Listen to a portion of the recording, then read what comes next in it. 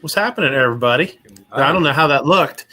I'll have to look at it and replay and see how that looked. See if it actually kind of. I don't know. It's always you clicked start on YouTube? I don't know. Okay, because I just refreshed the page and it's all right. There's nobody watching there anyway. So yeah. I hope you guys are fucking with me.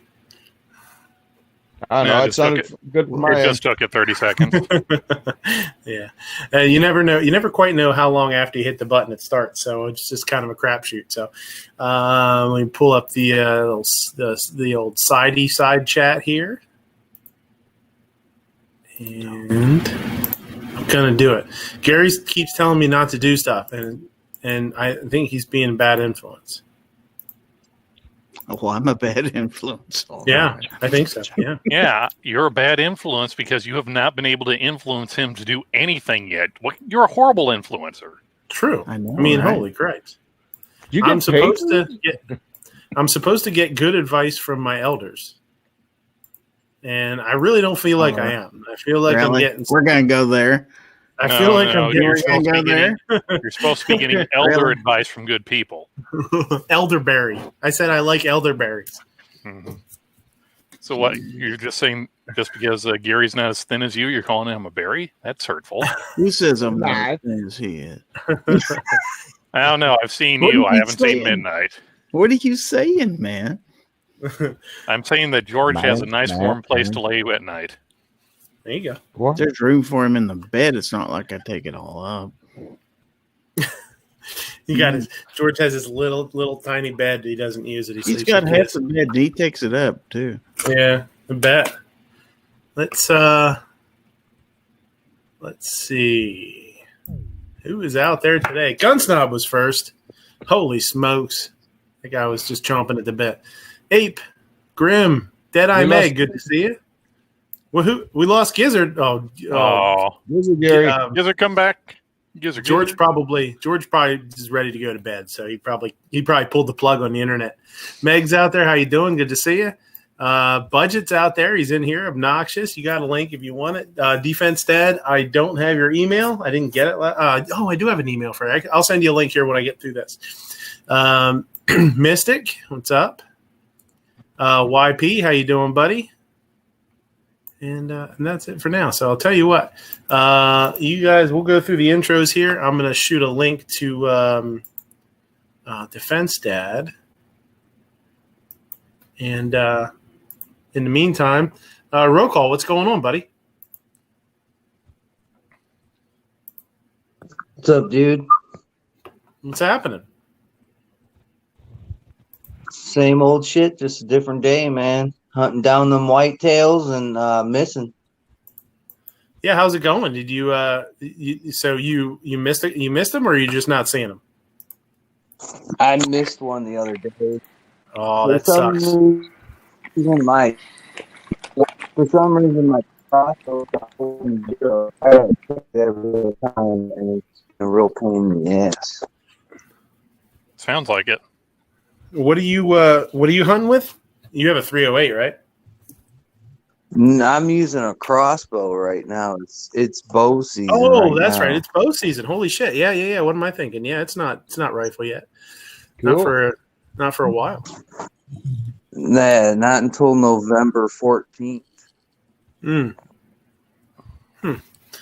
Well, so are you during bow? I can't remember how the laws are here, but is it buck and doe? Is it doe only or buck only, or what is it? You can buy it's called a bundle, which it lets you harvest 3 deers. You can either get 3 does or 2 does and a buck. It's up to your discretion. Or you can just get a single license that lets you harvest 1 deer. And they refer to it as antler and antlerless. So you can get a tag for antlerless doe. So, you have 2 options. Out there, if it's a spike or something, if the antlers aren't long enough, do they consider that a doe out there? No, they go by the actual sex of the animal. But if you do shoot a doe with antlers, which it does happen, I believe you have to count that as an antler animal, regardless. Yeah, I think here if the antlers are small enough, it's considered a doe, just because I guess they can't. You wouldn't be able to possibly even see the antlers because they're so small, you know. Yeah, here we don't have that luxury. I mean, you shoot an animal with antlers, that's your tag. So you got to be real cautious. That's one of the things I don't like about Indiana's hunting laws. First of all, their seasons are a little bit too short. They prize themselves on doing bow hunting a lot more than they do guns or muzzle loaders or anything like that. So I wish they would kind of lengthen that up a little bit, because from November 14th to like what is it, the 28th is gun season, and that's tough, especially if you don't get anything during bow season. Then you're pretty much SOL. Yeah. George, what's going on, buddy guy? Well, Kingpin must have had a stroke out there or something. What? Kingpin must have had a or is that some kind of crazy? Is that supposed to say Trump? Or, I don't know. Is that supposed to? What is that? I don't know. It looks like some Tetris pieces and a couple of swastikas. Kingpin, this here is human. This here is human land. If you want to speak computer, go to another tank that speaks computer. Yeah. Oh man. Not much, man. Just here. Just waiting on the show today. Good. Yeah, I don't know where Gizzard went. I'm not sure what happened. Yeah, he just dropped. Yeah, I mean, he could be having trouble. Who knows? Giz rage quit already? It's possible. Budget, what's going on, buddy? Tired. Yeah, not sure how long I'm going to hang around. I just wanted to stop in and at least say hello to everybody. Yeah, that's cool, man. I spent the weekend getting my certification to teach basic rifle, so that makes me happy. Now I've got 2 pistol and rifle. Next up, shotgun, maybe. I don't know. Maybe I'll just take some higher level classes from some big dude instructors and kind of bring those concepts back to my little piece of the world. I don't know. I haven't decided yet what I'm going to do, but I'm going to keep going. That's a fact. You should do a couple of videos on the process of getting that, because that's I'd be interested to hear that. You know what I mean? Like, what do you have to do, like, to get the certifications and stuff? Sorry about that. Didn't figure you wanted to hear me sneeze. No, that's cool. Yeah, that I might do that. That might be an interesting video. Yeah, I mean, I'm not sure. I really have no idea. I mean, I know guys like you and Clover and stuff are all certified to teach, but I honestly would have no idea what you guys would have had to go through to do that. So, yeah, it'd be cool. I'd definitely watch it. I might even give it a thumbs up. I don't know if you do a good job. You know how it is. No, you won't. Yeah, probably not. Yeah, probably not. No. I might thumb it up with like an alt account or something, but I wouldn't want anybody to know I did it. That's all right, man. Thumbs up, thumbs down. Engagement's engagement, brother. You know it. Ape, what's going on with you, buddy?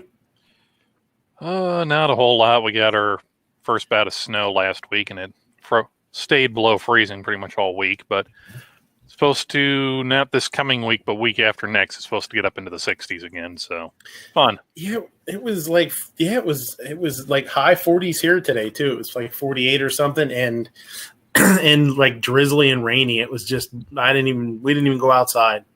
We were going to go outside a little bit, and it started to drizzle, and it just never let up. It was just kind of misty and crappy, Yeah, so naturally I picked the coldest weekend of the year so far to move the wood pile, clean out the shed, move shit in my garage so I have my snowblower in the shed or in the garage. So when it does finally snow 3 feet, I can get out again. So and the folks stopped over, so got to eat some pretty good food, got to have brunch. So There you go. That's awesome.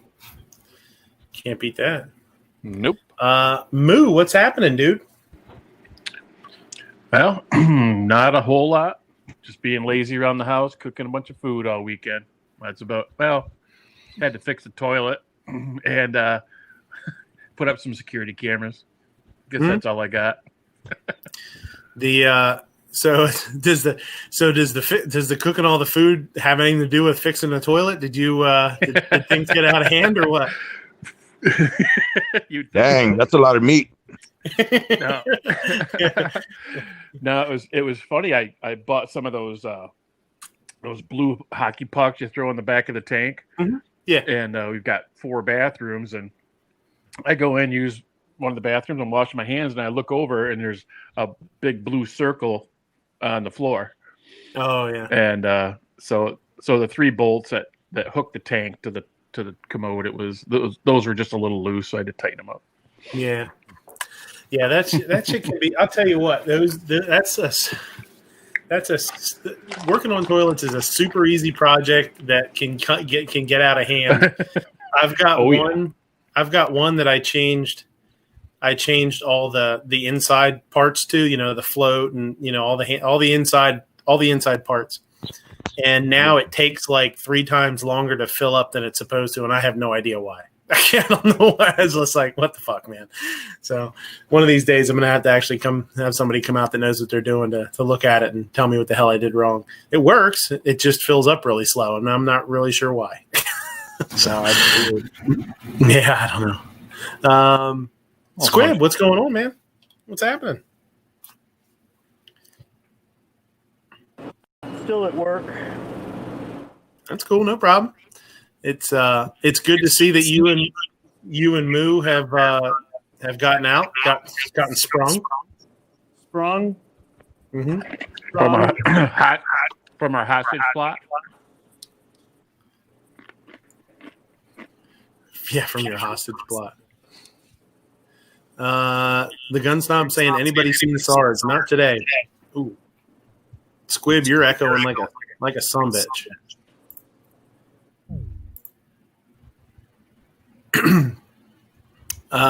No, I have not seen Sarge today at all. Defense Dad, what's going on, buddy?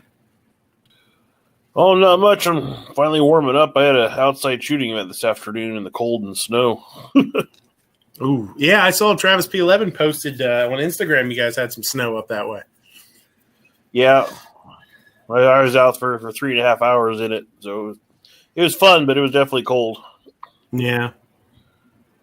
Yeah, it's tough. It makes the hands sting, man. Depending on what you're shooting.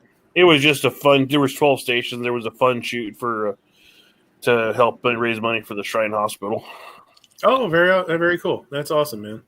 Very good. And Guns and Barbecue, what's happening, buddy? Not a whole lot. Had a party to cook for yesterday, so that was nice.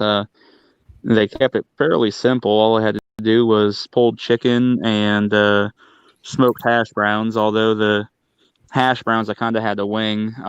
There's a local barbecue joint that does smoked jalapeno cheesy hash browns, and my cousin's like, can you make those? I was like, I'm sure I can figure it out. So tried my hand at those, which with the feedback I got, I knocked them out of the park. Yeah, I was actually surprised at how much smoke flavor they had on them, but it wasn't overpowering or anything. It was pretty good. Awesome. Yeah, jalapenos take a lot of they take a lot of abuse, and you can do a whole lot with jalapenos because they aren't super super hot. And I forget what a smoked jalapeno. Is there another name for a smoked jalapeno? I can't remember. If there is, I don't know it. A smoked dried jalapeno. Well, a smoked dried jalapeno is a chipotle. That's what a chipotle is. But I can't remember if you just smoke them, if they have another name for them or not. That's kind of how chilies and peppers work. A lot of people don't know that. There's different peppers that if you smoke them or if you dry them, they call them by another name. Yeah. I don't know what the hell they're talking about out there with Sarge. I'm not sure what what kind of trouble they're starting, but we'll see if he shows up. So I got if you watch Gizzard's chat this morning, they started talking about cashews and peanuts and all sorts of stuff, and they're going back and forth and talking about which nuts are better. So they said we should do a nut bracket. So we're going to do a nut bracket later. So we'll see what nut comes out king. Go ahead. Night strikes a nut. Night strikes a nut. Walnuts. Walnuts are on there. So we I'll read them off. So once we get to it, we got pine nuts and peanuts. And I know peanuts are not a nut. They're a legume. And cashews are actually a seed. I don't give a shit. They're on the list anyway. I don't want to hear it. So pine nuts, peanuts, Brazil nuts, Deeze nuts, coconuts, hazelnuts, pistachios, macadamias, almonds, cashews, walnuts, pecans, chestnuts, lug nuts, beech nuts, and doze nuts. Doze nuts. Doze nuts. Lug nuts? Seriously? There's only so many nuts, and I needed to fill out the bracket so that it worked, so that we didn't come down to a 3-way tie. So wow, man, everybody's in and out tonight. Is there something? I don't know if there's something going on with Yeah, my signal's all goofy too. I had when I was getting set up, it took me a long time to get set up tonight because the stuff wasn't loading, even though I had it hardwired to the modem, which usually keeps things pretty quick. I was waiting for stuff to load for a long time, so it must be something in the matrix. I don't know. Yeah. Are we including Oklahoma nuts? Yeah, that's those nuts. So And Snap, nobody wants your nuts. yeah, not even your wife. We had No Rocky Mountain oyster nuts. That would be Deeze nuts or Doze nuts, whichever ones you want them to be. No, those are bull nuts. Yeah, Deeze. They're very close to my heart. What do you call nuts on chin? That's an old joke. It's like, hey, you want to play a game? It's called balls on chin. You go first. Macadamia are the king of nuts. See, we got different opinions out there, so we'll have to see what happens. Anybody that wants are not the king of nuts. They happen to have good PR people because they're from Hawaii. Hawaii. Cinnamon roasted cashews, honey roasted cashews are the shit. No, I will tell you cinnamon this. roasted almonds. If you've never had honey roasted cashews, you're missing out. So we will we'll get to that. The wasabi almonds are pretty kick-ass from Blue Diamond. Mm-hmm. Yeah. Pecans. I'm eating the wasabi nuts right now. Yeah, wasabi peas too, but they're not on the list. Yep. I was getting ready to mention those. Yeah. So, and before we get to that or whatever, we get a couple articles, some articles and stuff I want to go over. We can bullshit about a little bit, and when it comes time, we'll have a little fun with the list or the bracket. So, I didn't do a show last week. I had just the day got away from me. I had a ton of stuff to do. And by the time the show came around, I still wasn't quite done, and it just wasn't happening. So there's a couple of things that I was going to talk about last week, and we'll run them through this week and see what people think, and then add to them. But one of the things that I wanted to ask was with the Amy Coney Barrett hearing. One of the things that Feinstein asked was, do you own any guns, or does your family own guns? And she said yes, or a gun. And she said, yes, we own a gun. One of the things I really couldn't believe that Feinstein didn't ask was, what type of gun is it? So now I'm not saying that if they would have asked that, she would have answered, but I think if she asked her that and she didn't answer, I think it would have looked weird for her. Not that weird is a big deal, not that it matters, but man, the dogs are going nuts upstairs. Why do you guys think Feinstein didn't ask that? you think there's a reason she didn't ask that, or do you think they just didn't think to ask? Because I think that could have been a hell of a moment for him if she would have said, "Oh, we own an AR-15 and we own this and we own that," or if she said, "Oh, we own a revolver. We just own one 138. That's all we own." What do you guys think? Do you think she purposely didn't ask that, or do you think it just didn't come to her to ask? Which I think is a little hard to believe. She was scared. She was scared to ask to see what she would say. She was afraid of what the answer would be. She was afraid of probably being made to look like an idiot if Barrett said something that she didn't either recognize or something that she's just started going off on a rant on, and you, me, and a dead tree stump would know. I don't think that means what you think it means, kind of thing. Mm-hmm. Or it's just one of those things where, okay, we're putting up a fight. We know we're not going to be able to actually do anything from this. So we're just reading from the freaking list so we can go back to our constituents. Well, we can say, "Oh, we tried, but they were being mean." Yeah. No, go ahead, Squid. I don't think what kind of guns she owned or what kinds of guns she owns is even relevant. I don't even see how that's even relevant. Oh, I think it's very relevant to somebody that's trying to ban AR-15s. She's trying to ban all guns. Okay, this Colleen Noir quest for protection for the AR-15 and the AR-15 only is getting old.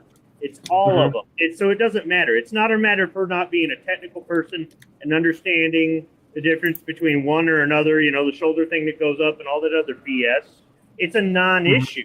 It's you own a gun. If she said no, but we have a painting of a gun on the wall, it would be gasp, you terrible person. So it doesn't matter. So I think you guys are looking into it too much. No, well, that's the only reason.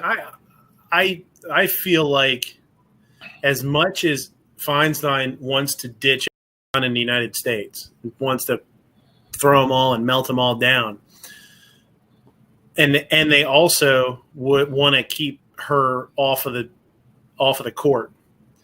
I thought for sure after that question was going to be, "Oh, what kind of gun is it?" And if it would happen to be an AR, Feinstein would have loved that because she'd have been like, "Oh, well, she's going to be so biased because they own this." And I don't know. Like, I just feel like I'm surprised they didn't try and use it more, or use it against her and try and use it to keep her off for somehow, I mean, it's such a scummy, shitty process. You know what I mean? It really was shitty to watch most of it and just to try and trash her. And that's one of the clips I have actually is the one of the things that Feinstein had said to her. And actually, let me play that now because this was pretty interesting. And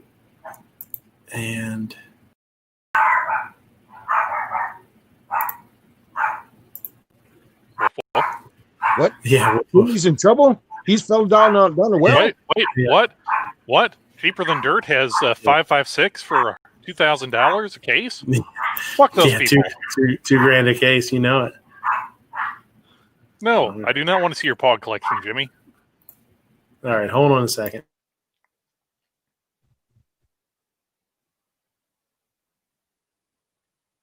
This awkward silence is brought to you by the cool and refreshing taste of Diet Beef Soda Zero.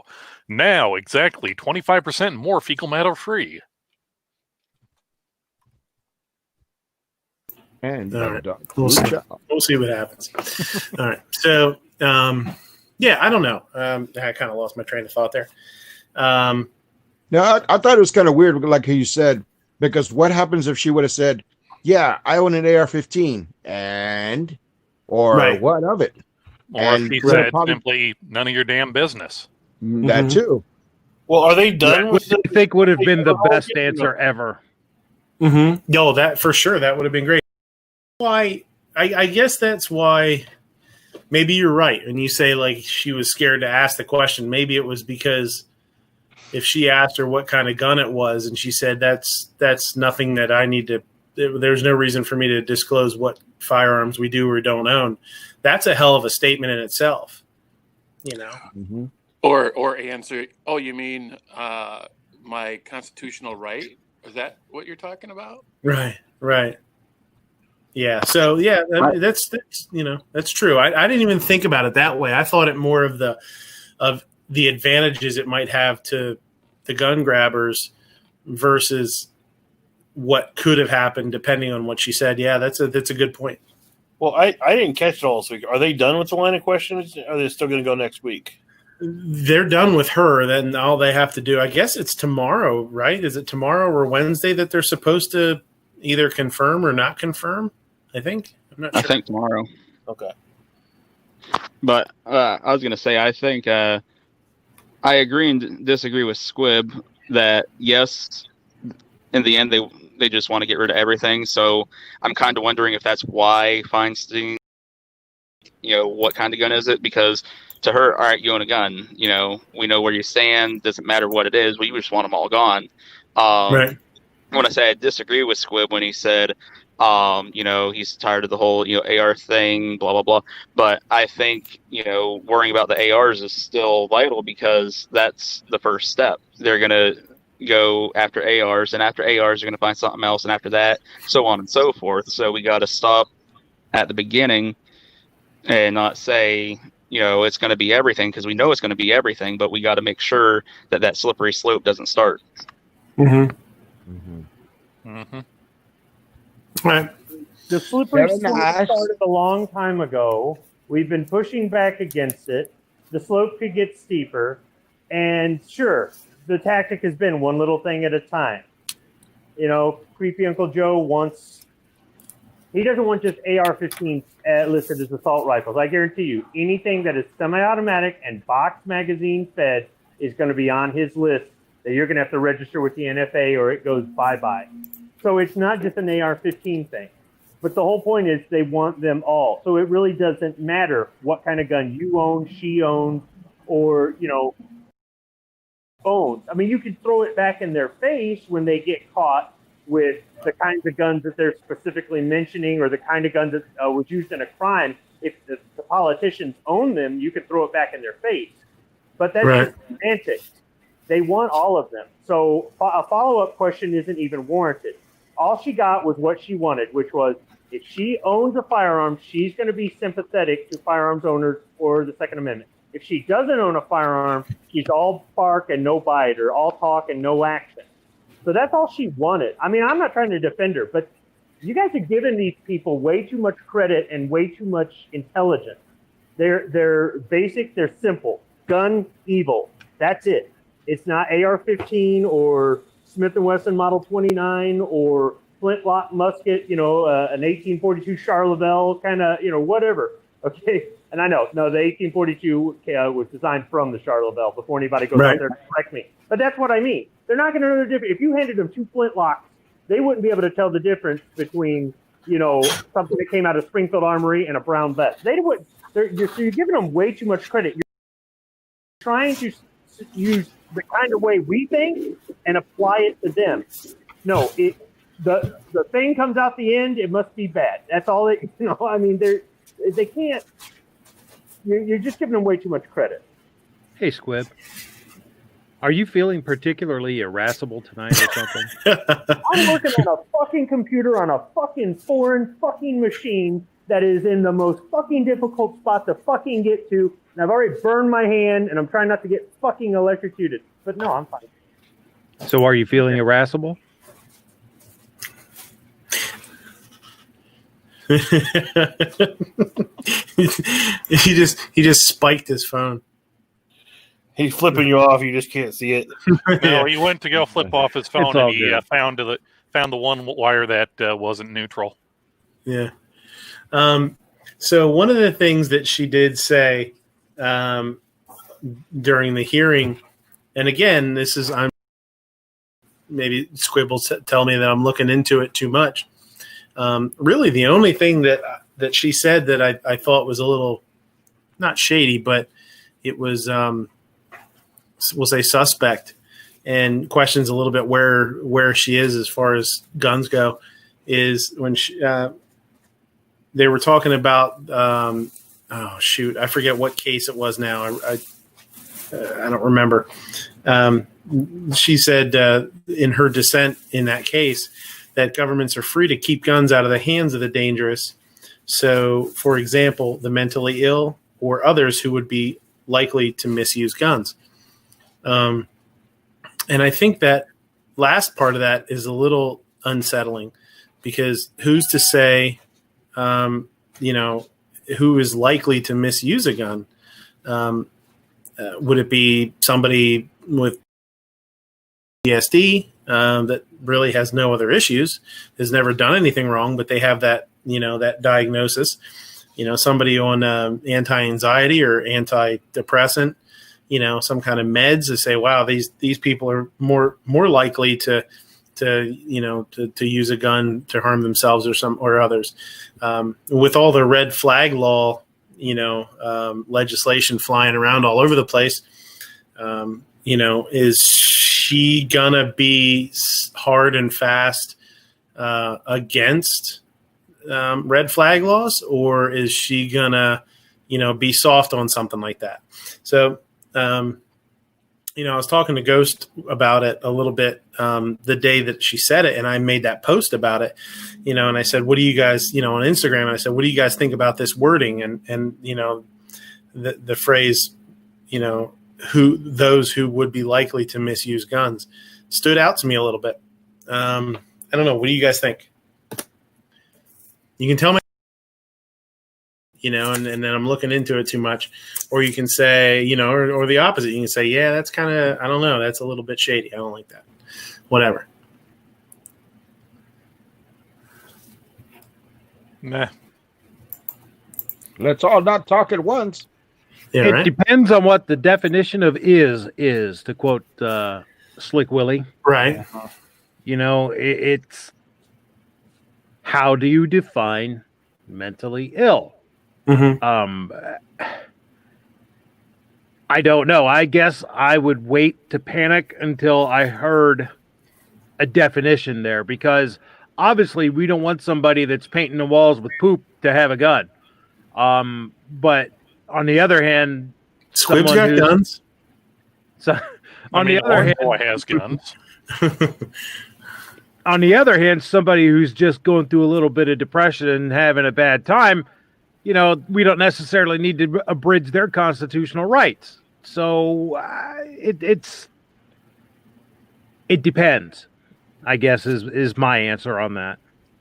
Mm-hmm. Well, and it could have been just a well thought out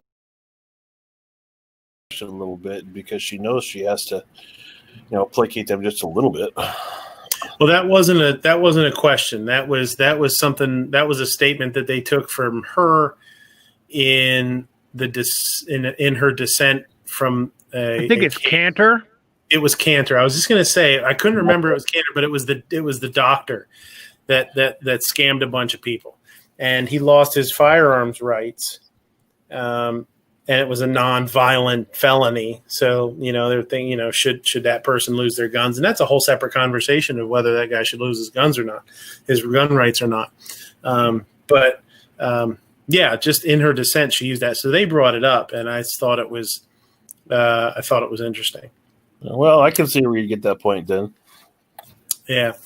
And I just people talked about it a little bit, but I just didn't hear a whole lot about it. So, it was just open forum kind of conversation to throw around here a little bit if we wanted to.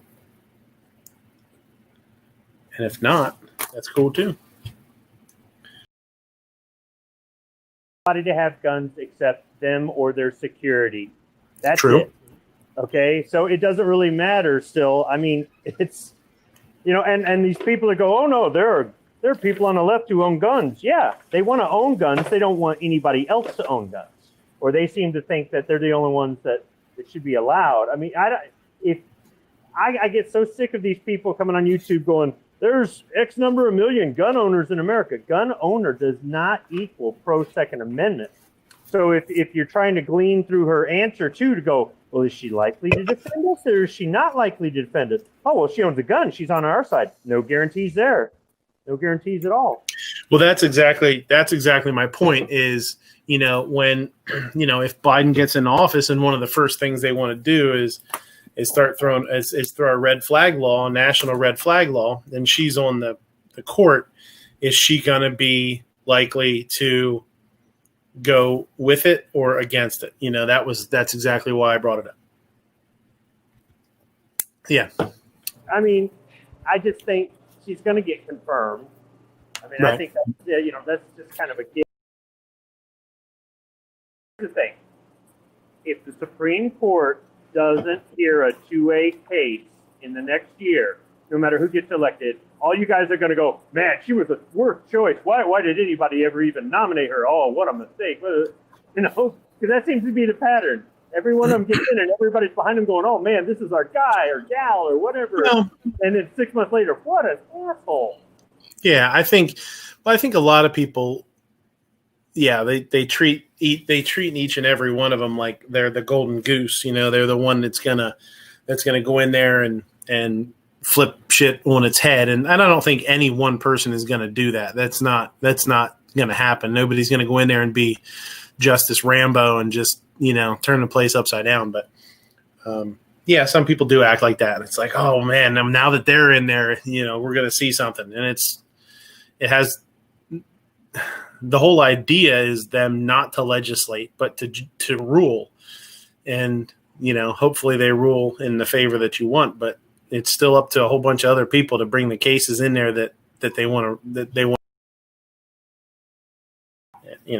so.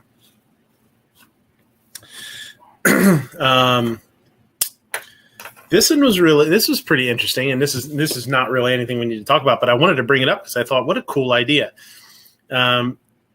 So somebody was on, I was listening to Yankees chat the other day, and they somebody asked them a question about sign language or something, and they started talking about I don't remember how the conversation went or what he said exactly, where it traveled to or whatever, but one of the things that started talking about not just what we consider American Sign Language, but a world sign language. And I really I was like, wow, what an amazing idea. Like, if you go anywhere in the United States or even to some other countries, their sign language is, it's the same, but it's, what if it was? What an amazing idea, right? Like, if they taught that in school to kids, every kid, it was part of the language course in school, when you were young, you don't need to do it, every, for a ton of years, but, maybe you learn it for 2 or 3 years while you're in, 6th grade, 7th grade, 8th grade, or something like that before you get to high school. You'd be able to communicate with anybody else on the planet that had done that. And how cool would that be? Like, if you'd be able to, at least get your point across, at least ask for assistance, at least ask where certain things are, or to, generally communicate with people all over the world through a world sign language. How neat would that be? And I'm not going to say, why don't they do that? Because I'm sure there's lots of reasons why people would say they couldn't do it, but it could be done if really the world wanted it to be done. And I think that would be fucking amazing. Don't you guys? I think that'd be cool, because you're right. In different countries, sign language is not the same. Actress that she was deaf and she sign language, and she was one of those famous actresses that comes on in movies. I just can't remember her name at the moment. She said she was in France. She said she was in Paris or something. Yeah, that one. There you go. Yeah. She was in Paris, if I remember correctly, and she met someone who was deaf and said, hey, let's sign language. So they were sign languaging, and then all of a sudden one of them was looking like, what's going on, and they were saying that certain gestures, if they did them, like the wrong, they changed the. Oh, we lost him. There he goes. You're back. Are you with us, George? I think he was about to say that different different gestures in different countries mean different things. Yeah, I'm sorry. I kind of pressed the. I was going to try to turn on the camera so because I can show you. Yeah. Like they would do certain things. Like if they did this as a symbol, but if they changed this a different way, it would mean another word. Right, sometimes for sometimes even profanity. So that's why they were going like, "Whoa, what are you saying there?" So if it was a universal, a sign language, then everyone can talk and not have to worry about, oh, well, I can't do it this way because they'll think that I'm saying something that anybody can learn. It's like if they were learning a language, like if everybody learned English, everybody be able to communicate from any country, but we all speak different languages. Yeah. I thought, man, there'd be so many great uses for that. Not just in other countries, but there's people obviously that move to the United States that speak English, but you still have some sort of you'd have a common language that even if it wasn't perfect or really, really in depth, it would be enough to get you by if you needed something. So I don't know. I just thought that was a neat. He said that, and I was like, wow, that's a fucking cool idea, man. Yeah, there could. I would think there could be some universal signs that mean the same thing across a lot of languages. But as far as like George was saying, look at learning Spanish. Sentence structure is all. If you had like just some core, main words that then people could try to figure out what you're trying to say. Really. Yeah. That's pretty cool. Yeah, I thought that would be really neat. I was like, wow, that would be something that I think would be super, super interesting to see implemented. Did you see the Bill Burr sign language gorilla bit? No, I don't think so. It's pretty funny. No. I bet.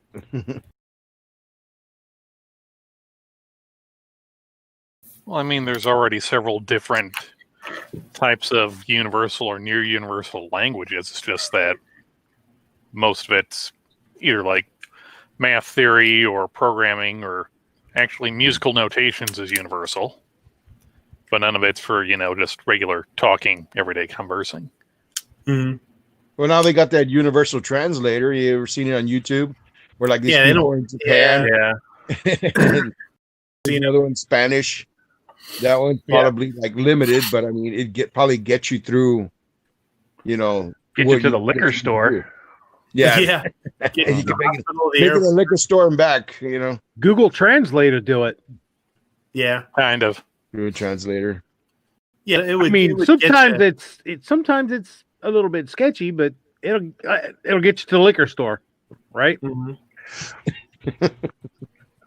Patriot says they should just learn Braille. It's worldwide. Yeah, that's the idea. That's another one right there. Something like that. Yeah.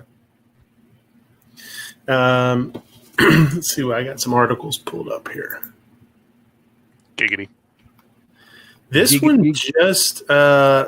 this one I think is pretty. God, stupid ass. Let me see when this is from. I saw this one pop up on Instagram.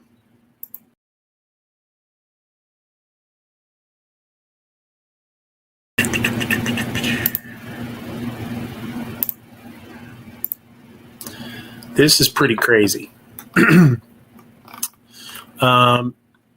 OnlyFans model and mom, 26, opens fire on Uzi-toting home invaders who burst in and started shooting. And there's videos of this too. So this this girl is a Instagram model. Then I don't know anything about her. I've never heard of her. But she was in bed, I guess, with her son, and a couple of guys kicked in the front door and started robbing her husband and his friend, I think, that were there. They were watching the game, watching sports game. Ansley Pacheco, 26, was captured on home security cameras grabbing her own pistol to defend her son in the raid of her home in Miami. Wearing just her underwear and T-shirts, Ansley grabbed her pistol and defended her son. She fired shots around her 7-year-old son's head. She said her husband and her friends had been watching the NBA Finals. They were the only ones when they were ambushed. The Instagram model was in the bedroom on October 4th when two masked men crashed the door brandishing Uzis and began spraying her husband friend. Shocking footage shows Ansley scrambled to her firearm before she began shooting at the crooks from her doorway. Don't shoot. My son is in here. She was heard screaming as she stood firing.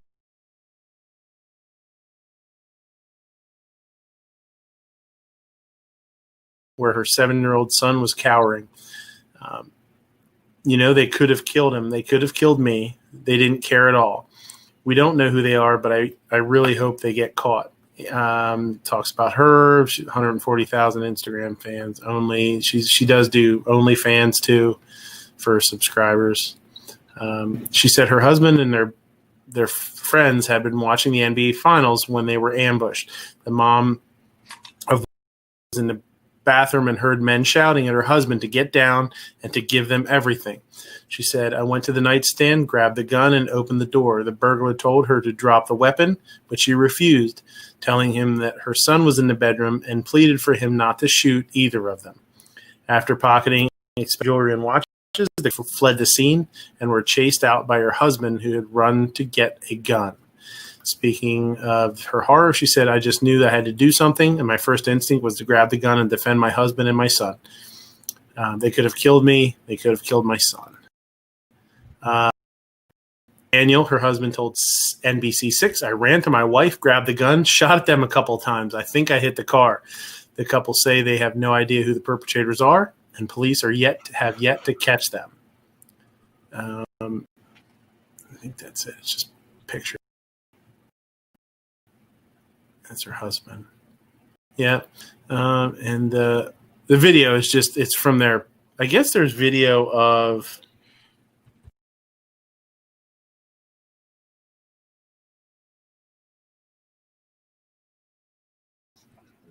commercial.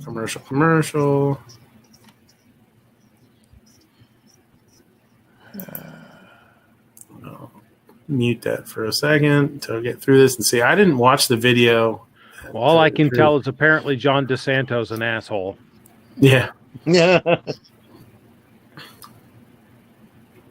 Yeah, great. Put the up next thing right there. Yeah. Coming in. I don't know that doesn't look like an Uzi. It looks like a Glock with a drum mag on it. But not the inconsistent blurring of. Yeah. I love why did you put the up next right on top? The video that's coming up next right on top of that. How dumb is that?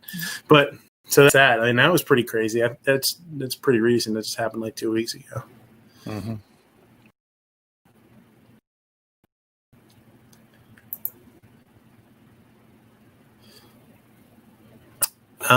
This is an interesting one. This next one. Oops. And this is one that I guess a lot of people are kind of not on the fence about, but they see it one way or the other. Lawsuit.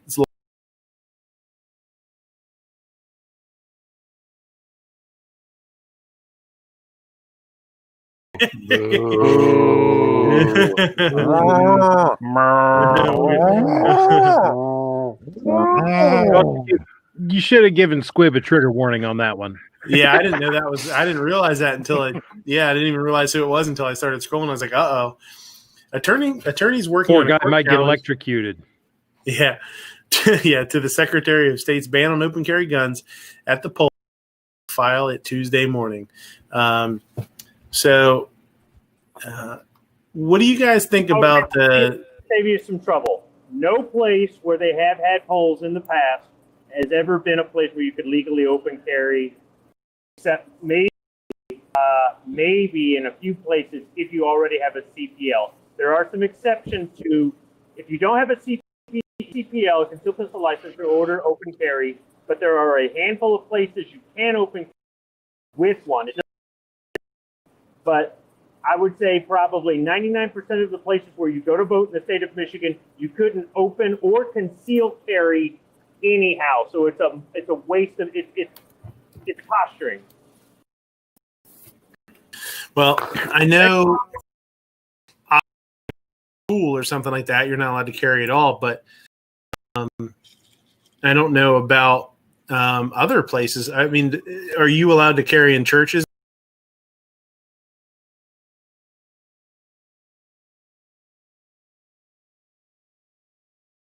Writing, but I do know somebody who has it, and they have it in writing. It might be just to cover their butt. Yeah. But most of the polling places, well, first off, we don't have to drive 45 minutes to go vote. That's one thing. The next is that most of those places are either government buildings or churches or something like that.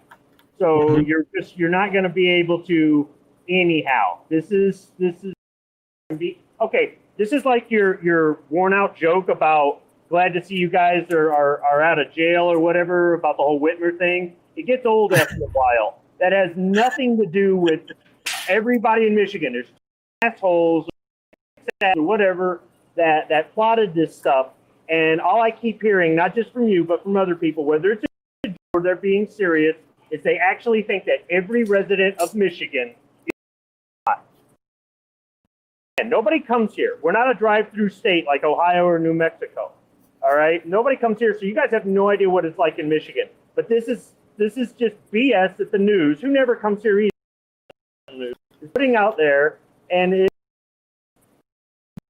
all right? You can't take a gun there. Law. You've already got a law. So what's the deal? Next. Yeah.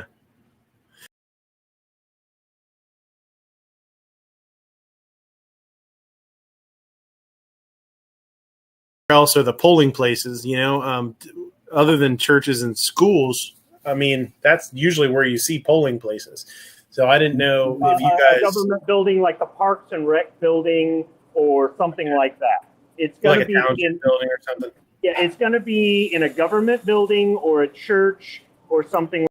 It's really, but I mean, there's so many in the suburbs that, I mean, it's just, yeah, I don't know. Right. Yeah, this is somebody who used to live in Massachusetts who now lives on YouTube in front of her 300,000 subscribers going, oh my goodness, they're under house arrest in Michigan. It's a law. There's so much tyranny there. Bitch, you ain't ever the shit.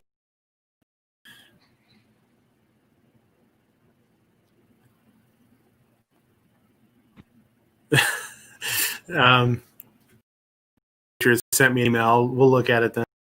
It says that this is a message I got from a friend of mine, Japan Facebook app translated it, and this is what it said. They want to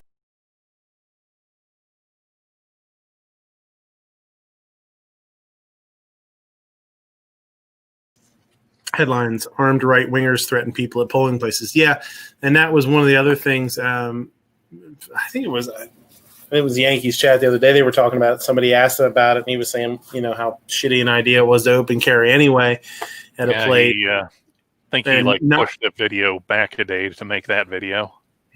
Oh, really?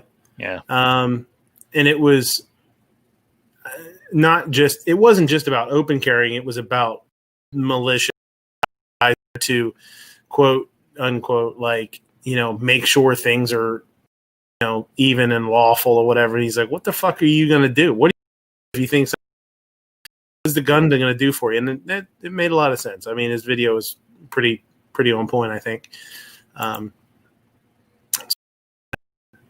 Get rid of that one.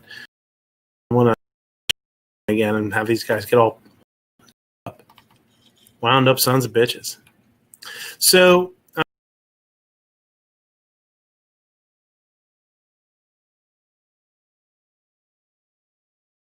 the day that I went on, that evening, is when I heard about it, that they were starting to charge to post and to contact the sellers. So, I think that's definitely. I'm not really sure. Obviously, I don't work for Arms List. I'm not 100% sure why they did it, what their reasoning was behind it. We could speculate, I'm sure. Is it because their ad revenue is down? Is it because, people, whatever, like, I know they sell merchandise at like, but maybe their ad revenue is down and they just, they needed to they're trying to save the site. I don't know. This was something that kind of online arms list again named and over Wisconsin homicide. Now I do remember something about this happening, but it's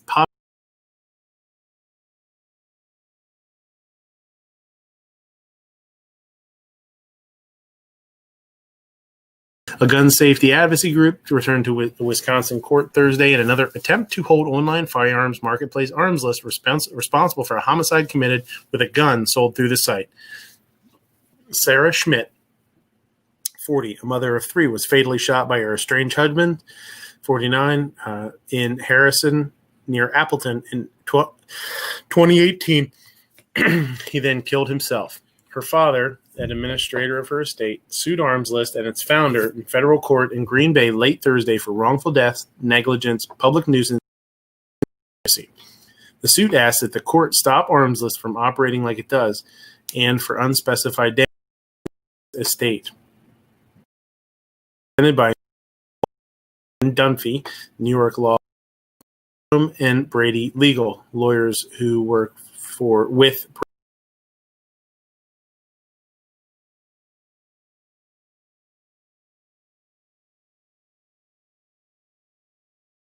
the ones that facilitated.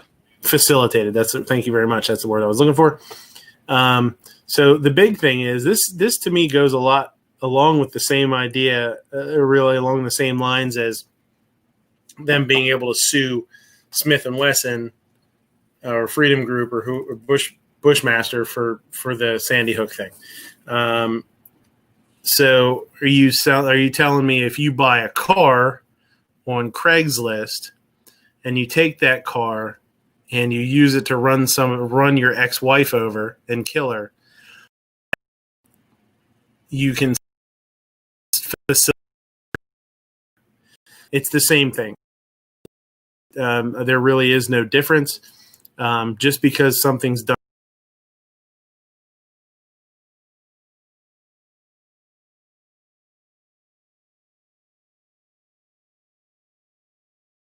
still have to go through whatever hoops you have to go through to sell that gun or purchase that gun. And if you are allowed to buy and sell personally without an FFL or without a 4473, then fine, that's legal to do. There's nothing, Arms List has done nothing wrong other than give a space for people to meet. And yeah, I think it's pretty crazy. But I think this is an important little case because if they're totally brain damaged in some way, like that's a can of worms that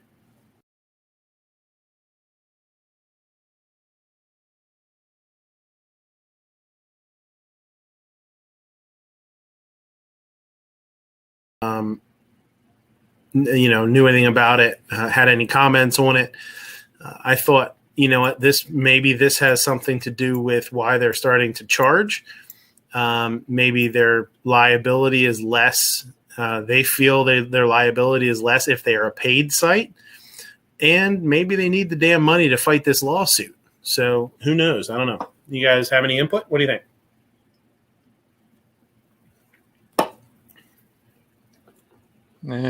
I think it's bullshit. No, definitely bullshit, but it's possible, like we said, they can sue anybody if they get the right person to say, well,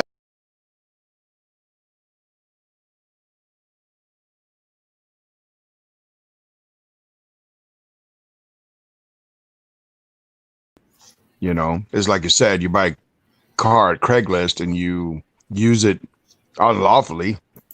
And all of a sudden they just, hey, well, where'd you get the car? Well, I got it off Craigslist. Well, let's sue Craigslist because they're the one used the car as a weapon, or the same thing. You're like buying your gun online. You buy a gun and you buy it at a certain gun store, then they want to sue the gun store because the guy used the weapon to kill somebody, So, it just depends on if the person wants to really go for it, get a lawyer that will, hey, yeah, well, let's sue, and see if it goes, see if they make it.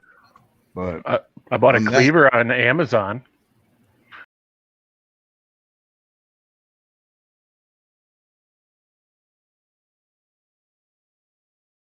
News. Yep, local cow serves himself up as gesture of thanks. Mm-hmm.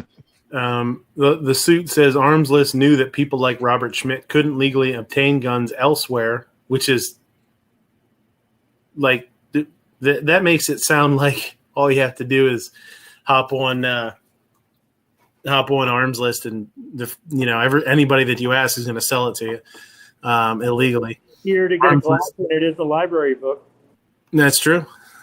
Arms List capitalized on the market opportunity created when other companies left the online firearm space, the state suits, and designed its site and way.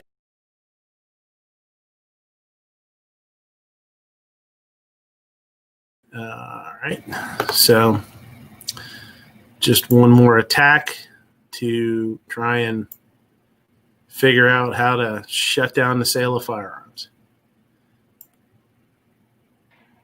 I was watching this dude on YouTube today who had private sale, and then the ATF knocked on his door because the gun that he sold was used it ended up in the hands of a felon. It was used in a crime. And they start questioning him. It's like an interrogation almost, like, well, how many guns do you have? How often do you buy and sell guns? Why And he was buying all those old German what are they, Rom revolvers, those pieces of crap. Rome, yeah. And he's got 2 videos, part 1 and part 2, and at the end of the thing it said he has a cease and desist order from the ATF saying he can go to an FFL, he can still buy guns from an FFL, but he can't do it in private sales. So I was wondering, because I'm like, well, maybe you should get a lawyer. And then I was wondering if like UCCA would step up in defending him in that situation. Yeah. Well, and that's where, depending on how many, when you said like how many do you buy and sell, like there is a certain amount that that you have to have a license to. If you hit a certain point, you're supposed to have a license to buy and sell a certain number. Yeah, and he fell outside that limit because they were trying to accuse him of being a weapons dealer. Yeah. Right. Now, did they put?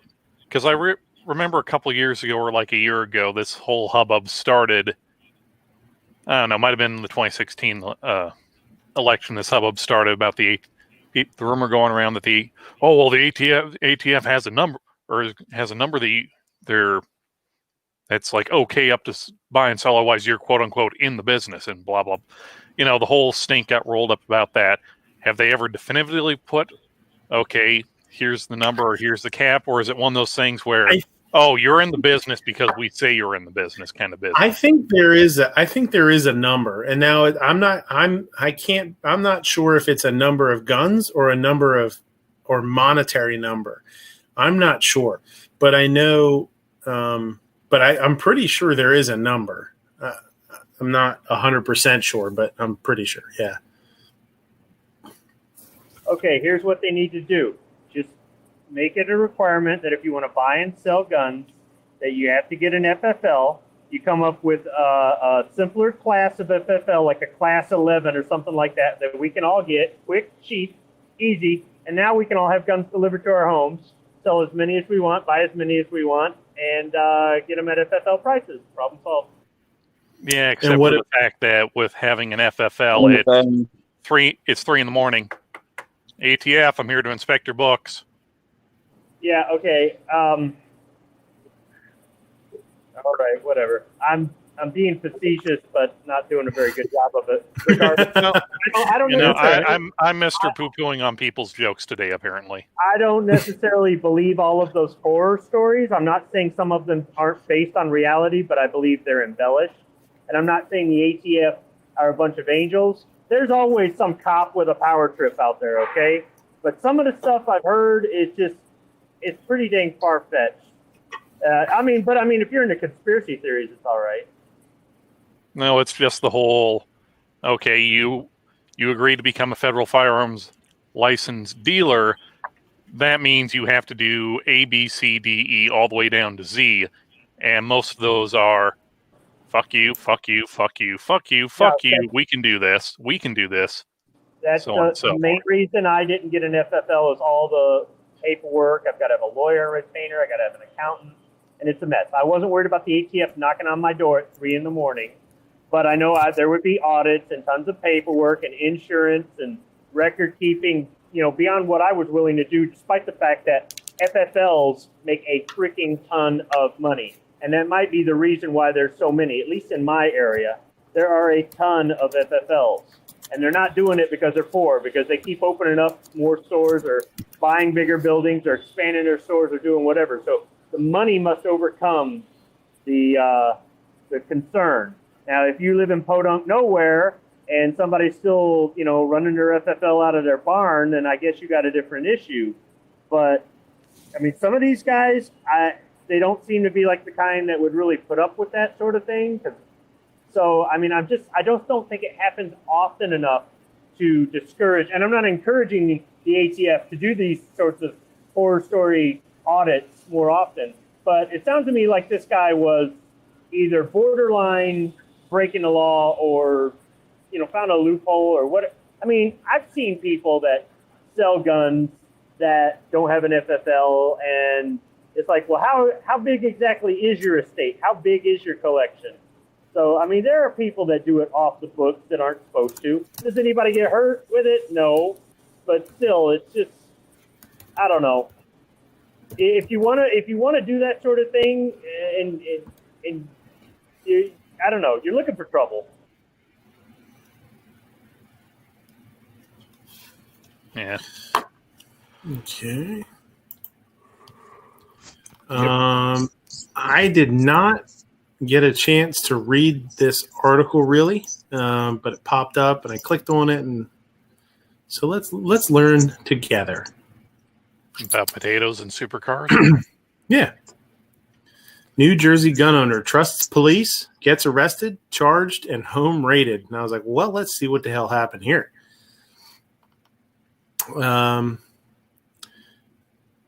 This guy's name's Matthew Moran. Moran ordered fuel filters from an advertisement on Instagram. When the package arrived from China, it had 2 items that looked more like silencers to him than fuel filters. Moran went to a friend at Napa Auto Parts who explained to him that these were not actually fuel filters, that he knew others who had mistakenly ordered them, and that he should get rid of them. The next day, Moran voluntarily surrendered these fuel filters to the Carlstad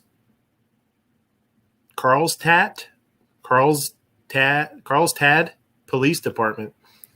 That's an odd word. Carlstad. New Jersey law specifically encourages the voluntary surrender of silencers and other regulated items to the police and grants immunity for such voluntary surrender. While voluntarily surrendering these items, Moran, keep wanting to say moron, poor guy, Moran told the Carlstad detective that he had made 2 purchases of which he received only 1 and that he was canceling the second order. Moran notified the China-based Instagram vendor PayPal and his bank to cancel the second order and payment. He also alerted the U.S. Post Office that he refuses delivery of any packages from this seller. This guy's pretty serious. To his surprise, approximately 10 days later, a second package still arrived at his home. He immediately put the box in his car and drove directly to the police station to voluntarily surrender it, as he had done with the first purchase. After parking at the Borough Hall, he proceeded to walk up to the police department located there. Before entering the building, however, a cadre of federal and state government agents stopped and arrested him. Mr. Moran is represented by the law firm of Evan F. Knappen. Attorney stated, in other words, in response to Moran initiating contact with law enforcement, voluntarily surrendering a package of questionable fuel filters that he received, informing the authorities about a second potential package, and doing everything that he could to stop its delivery.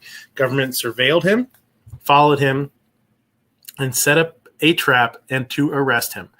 After the arrest, prosecutor Mark Musella quickly issued a news release painting Moran as an international arms trafficker who smuggled contraband into the country. The smear included publication of his personal picture without his permission and claims that he had numerous firearms, high-capacity magazines, thousands of rounds of ammunition, and police-issued ballistic vests. The press release fails to mention that ammunition is routinely sold by the case containing 500 to 1,000 rounds, and it is not unlawful to purchase, possess firearms, ammo, or vests in Jersey. Large capacity magazines are the subject of an ongoing federal constitutional legal challenge in response to Governor Murphy's recent enactment, and Moran has not been charged with possession of large cap mags. Moran has only been charged with possession of alleged silencers, advertised on Instagram as fuel filters, which he attempted to voluntarily surrender.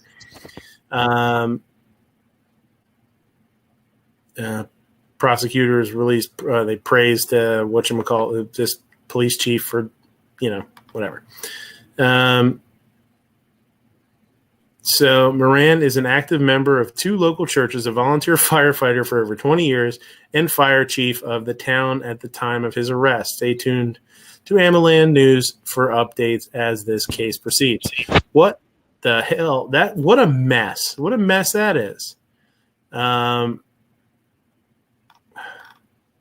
So now, when this is all said and done,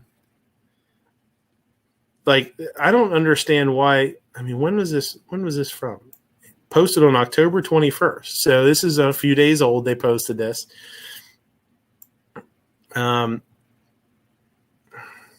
This is just crazy to think about that this actually happened. It's absolutely ridiculous.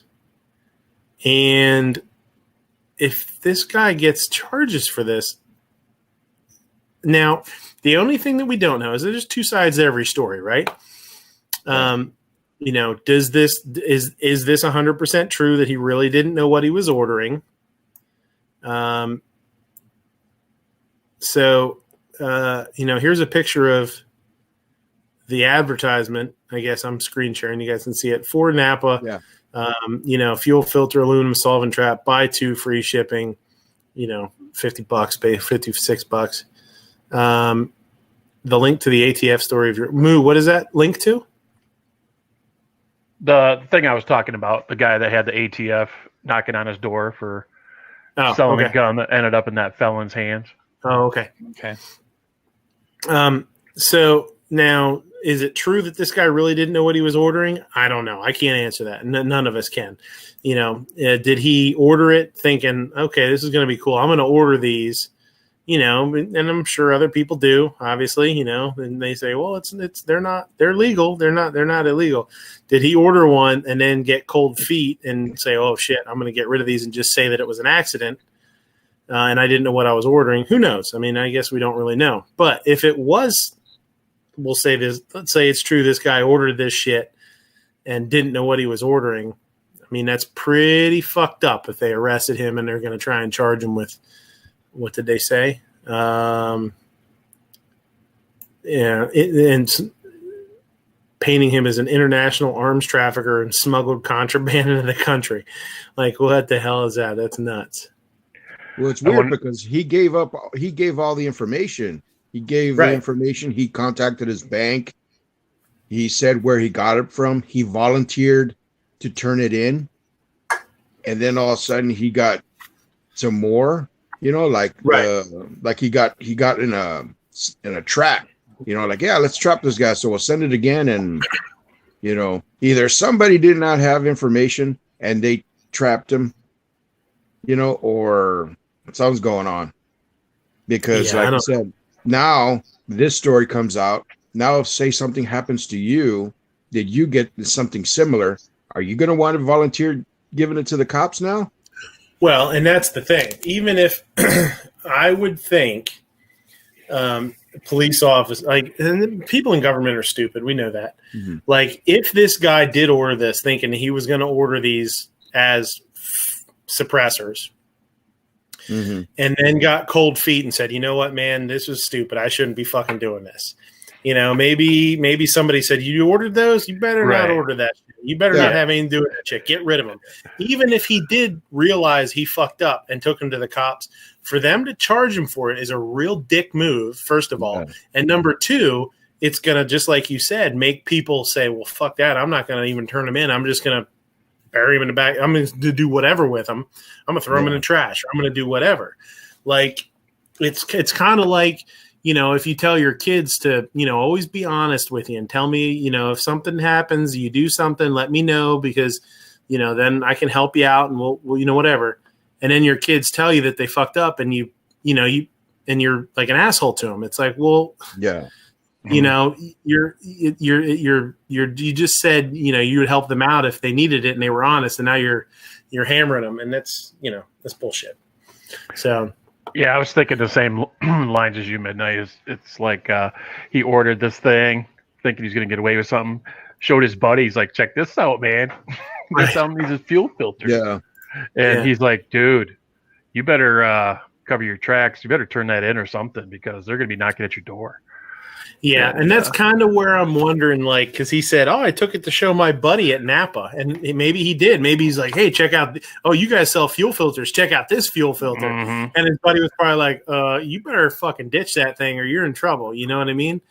And, I mean, maybe that's how it went, or maybe he was totally clueless. Who knows? I mean, I don't know.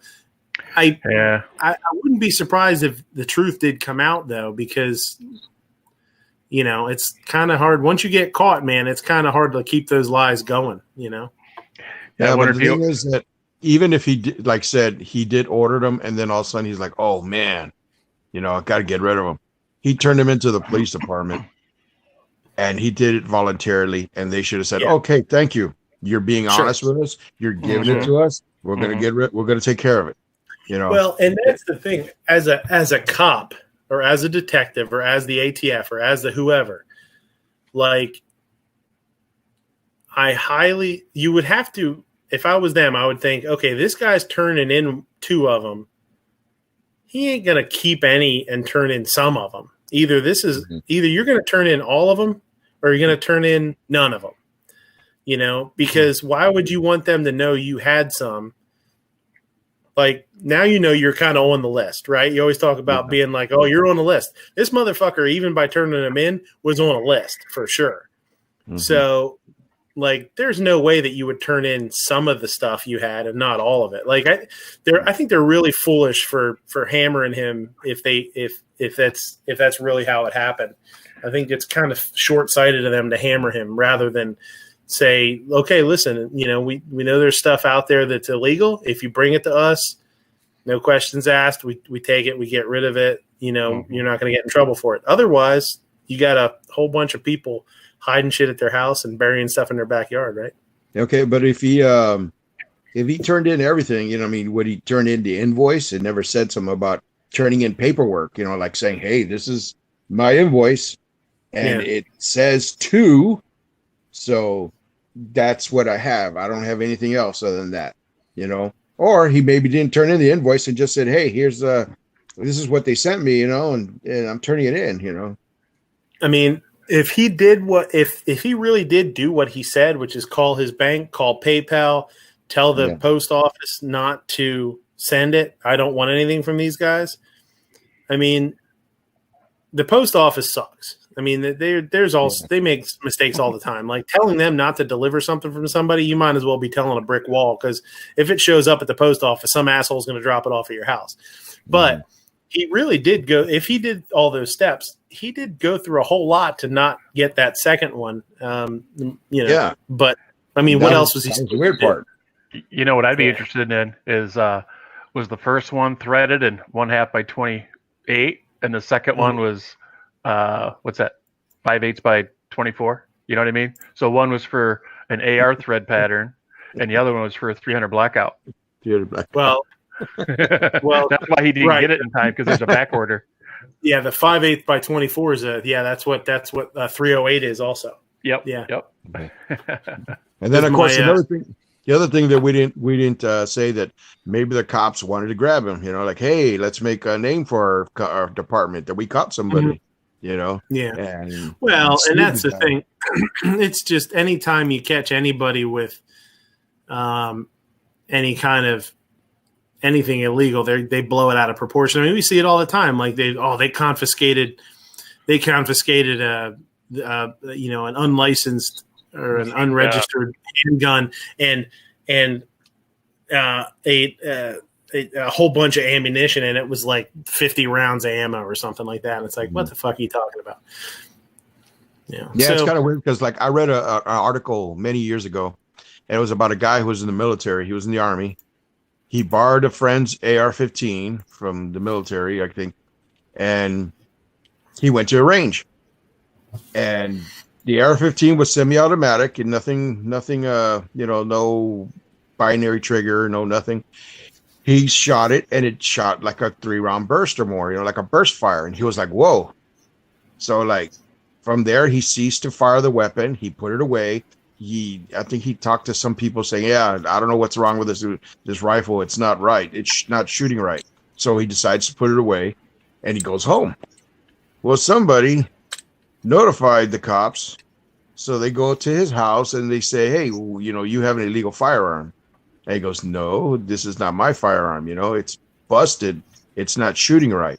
And they were trying to get him for, possession of a full auto Class 3, automatic, like a Class 3 weapon, And I don't know what happened to that. I never kept up with the article, but it's just stupid stuff that can happen, and the cops are already ready to knock on the door. And hey, what's going on?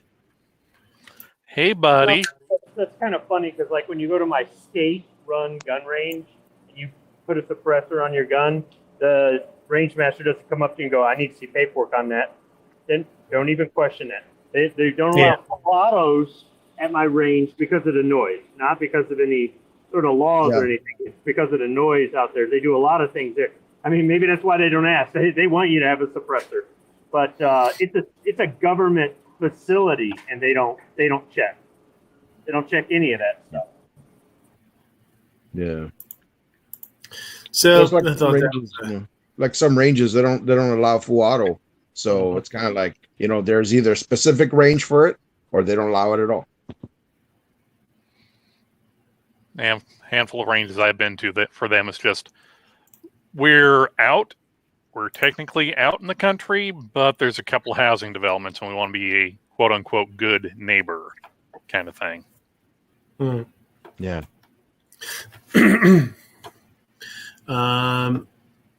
October 23rd, PA, Vietnam vet holds home intruder at gunpoint for police. We're doing a bunch of articles that Budget probably would have done on Friday.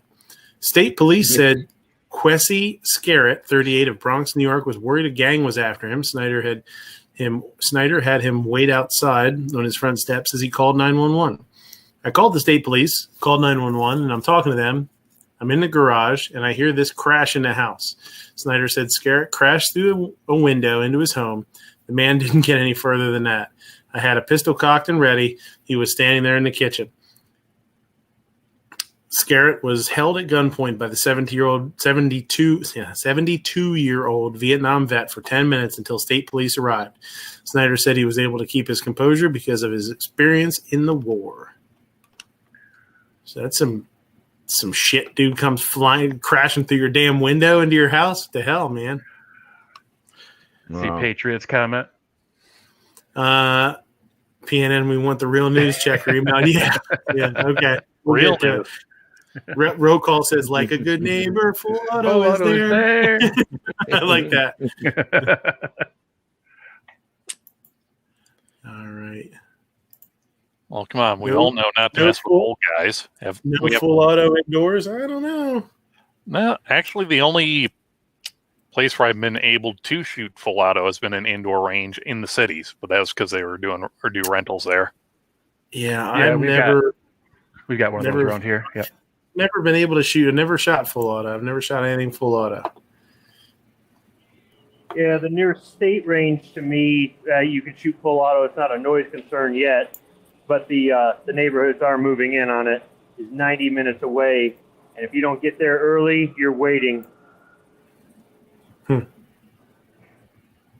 The range I go to, they allow full auto or burst or like bump fire at the time, but it's a separate range. It has to be a certain distance away from the other ranges and stuff, because you got your pistol range, you got shotgun, you got your rifle range and stuff. They do the usual. You fire and then you count 1, 2, 3, and then fire again 1, 2, 3. No rapid fire, but yeah, if you have like a binary trigger or something, you have to go to a separate range where you're away from everybody and you can fire it out.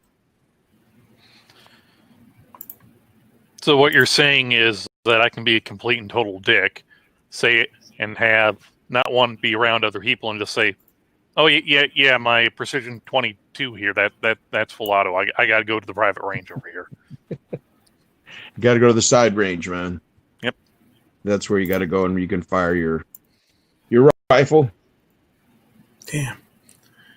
Keep clicking the wrong damn tab here. Yeah, range officer where I used to go, he said they didn't allow it because it's too close to residential, and they are thinking the auto fire, with the muzzle climb would go over the berms. Yeah. Okay, so here we'll do the paint. There's a waiver at my range for LEO. Tuesday, Wednesday, Thursday, I think it's Tuesday through Thursday. LEO trains at my range. And they don't have to stand in the stations. They can be like right out there on the grass between, behind the shooting or in front of the shooting stations, in front of the target. They can shoot on the move. They can shoot full auto. Hell, they detonated a grenade out there one time. So they take exception for LEO. And I suppose that if the people on the other side of the lake with all the money want to complain, as soon as you throw law enforcement out there, they go, oh, okay. But, I'm glad LEO trains out there because I get lots of nickel-plated brass. Mm-hmm. They kicked the cops out of North Ottawa Rod and Gun Club because they were training out there and they were hitting the neighbors' houses with their 40 calibers. It made the news. There's like holes in the siding and stuff, and it was like a mile away. They shut down the range. They shut it down for about a year. Why they reconfigured a whole bunch of safety features, apparently. We'll read. We'll go through. We'll go through Patriot's email to me here, so we'll do that.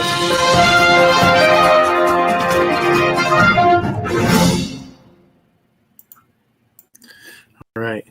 So Patriot sent me an email that said, "This is a message I got from a friend of mine that lives in Yokohama, Japan. Facebook app translated it, and this is what it said." Here's the translation. Selling baked in a dream supercar? ? In the second half of October, the cold in the morning and evening was growing, and the autumn was deepening. In autumn, it is a steamy baked that is steamy. Recently, I've been able to buy in the supermarket store, but when I think of baked, I think about it. And I'm going to have a good time with a light truck, etc. But wouldn't it be surprising if the car that sells the Move was a supercar, Ferrari, that Italy boasts?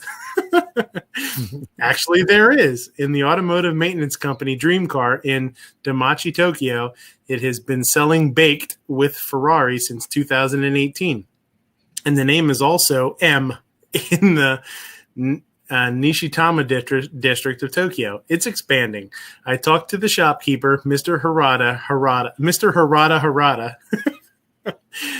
twice, Harada's wife started to think that when buying a supermarket baked, if you're going to sell baked anyway, there's something interesting, not a supermarket store in the automotive maintenance company run by Harada-san. There are so many overseas supercars. I think it's interesting if you combine baked and supercar and couples' favorite things. It seems that I devised a lot of yakitori. It seems that I have devised a lot of yakitori. I prepared it in 1 month since the idea floated. I've been able to do what I want to do other than baked, but I couldn't put on the execution just by thinking about it. What the fuck? But I was just 50 years old, and I wanted to challenge myself new things, and I was able to do it. At first, I didn't even know how to make baked foods, and I didn't even have a baked. My friend taught me, and I prepared it, Harada-san. Harada-san, who is ready to open and announce the plan to sell through Facebook, has started selling baked. At first, there were a few customers, and the sales were very hard. After that, it seemed the reputation has spread in mouth to mouth. Not mouth, and it has become a big attention by being featured in the media, etc. In the idea of, I want to work on the activation of the Nishitama district while working with local companies and others currently.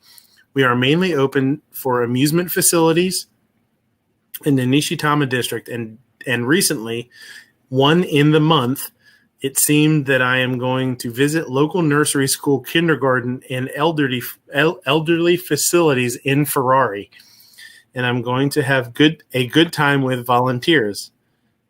Currently suspended due to corona misfortune. Finally, I visited Harada-san about what this the word M, or the letter M, is aiming for. I've been longing for supercars since I was a kid and started a car-related business.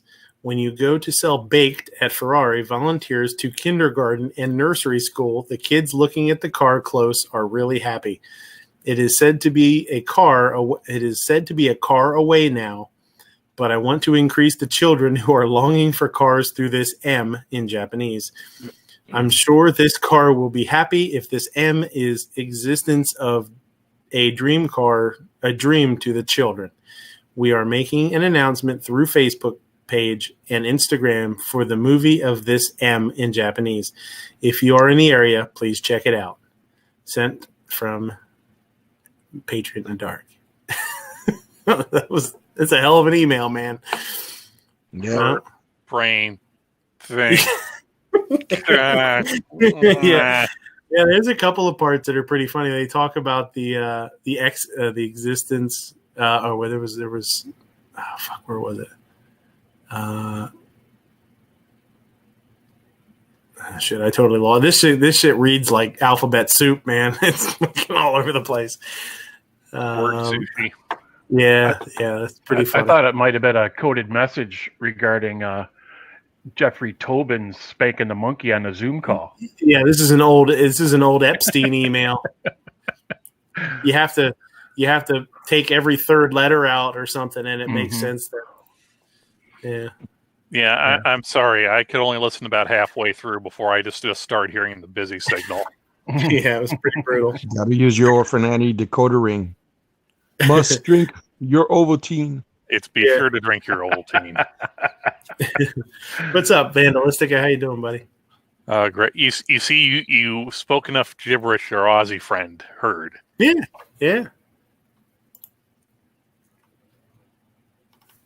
There's a story about somebody that used an AK-47 to defend their home against invaders. That's in Yuma, Arizona. That's out there in the AZ. I don't think we need to read that, though. That's the gist of it. The Yuma County Sheriff's Office responded to a 911 call at approximately 1:38 a.m. Thursday and discovered that 4 individuals were shot after breaking into a home. Fucking A. The unidentified occupant with the gun fired several rounds, hitting all 4 suspects and ultimately killing one. I suspected a semi-automatic rifle might have been used. They are especially well suited to repelling multiple home invaders. The investigation was ongoing. There you go.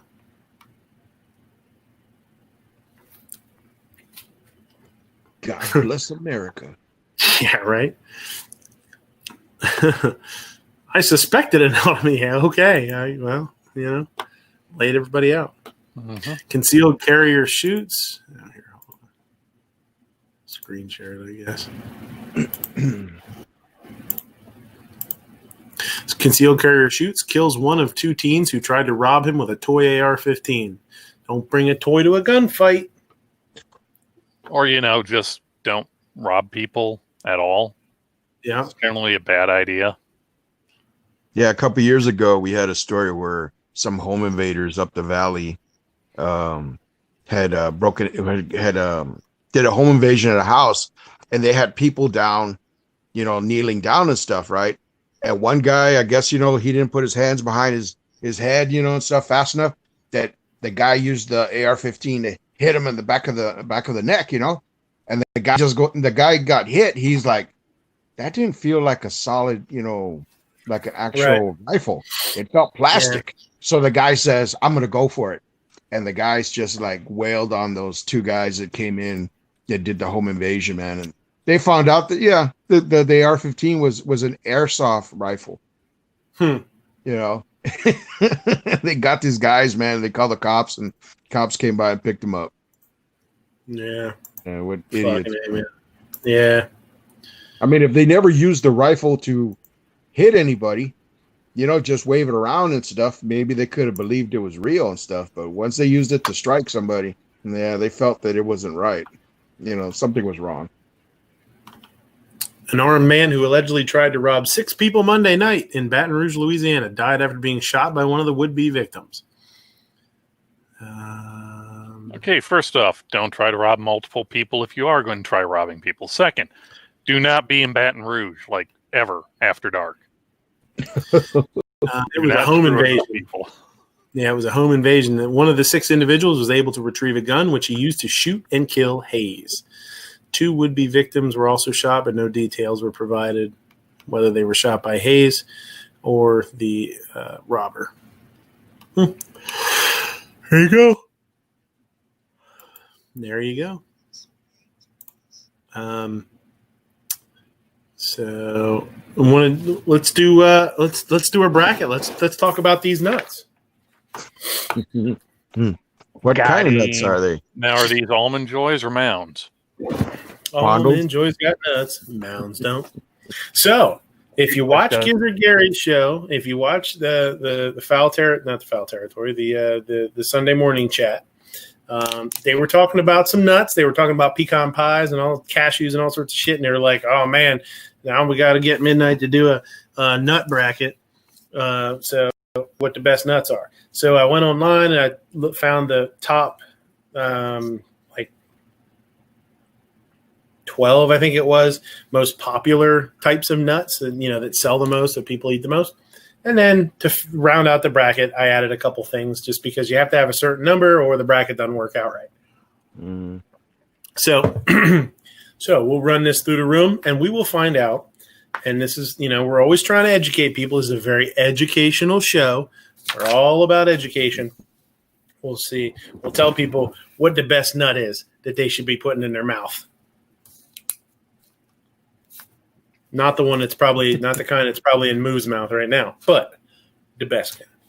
So look, Moo isn't that flexible. Ape, we'll let you go first. You got to choose between pine nuts and peanuts. Which one you want best? Who, for me? No, Ape. Oh, these are mine. Leave them alone. Mine's. I'm gonna go with the classic, standard, boring as hell peanut.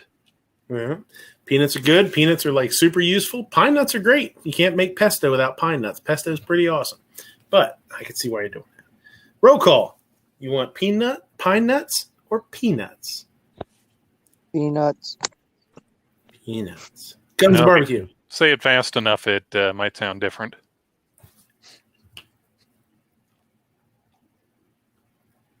Guns barbecue's anti-nut. Shells or unshelled? Whatever you prefer, buddy. Peanut. Penis. Yep. No, I have to go with peanuts. I hear penis. Mr. Salmon Shirt, Squib. Peanuts or pine nuts? That's Mr. McCloskey. Mr. McCloskey. That's I had ma'am. I had a named Mr. McCloskey. It's also my golf instructor for a year. What's up, Revolver? George, we'll skip. George, what's up? Peanuts or pine nuts? Peanuts. We don't even have to go any further. Jeez. Ape, penis, or Deeze nuts? No? These nuts. Well, all right. So let's see. We'll move on to the next one. I would have been last, so I will go first. Brazil nuts, which are really good. If you've never had Brazil nuts, they're really good. What's the Brazil other name nuts? for 'em? I don't know. Isn't that just I can't a regular? say it. Isn't that just a regular nut that you wax? No. The Brazilian. So we're going to go Brazil nut versus Deeze nuts. I'm going to vote for Deeze nuts. Moo? Got him.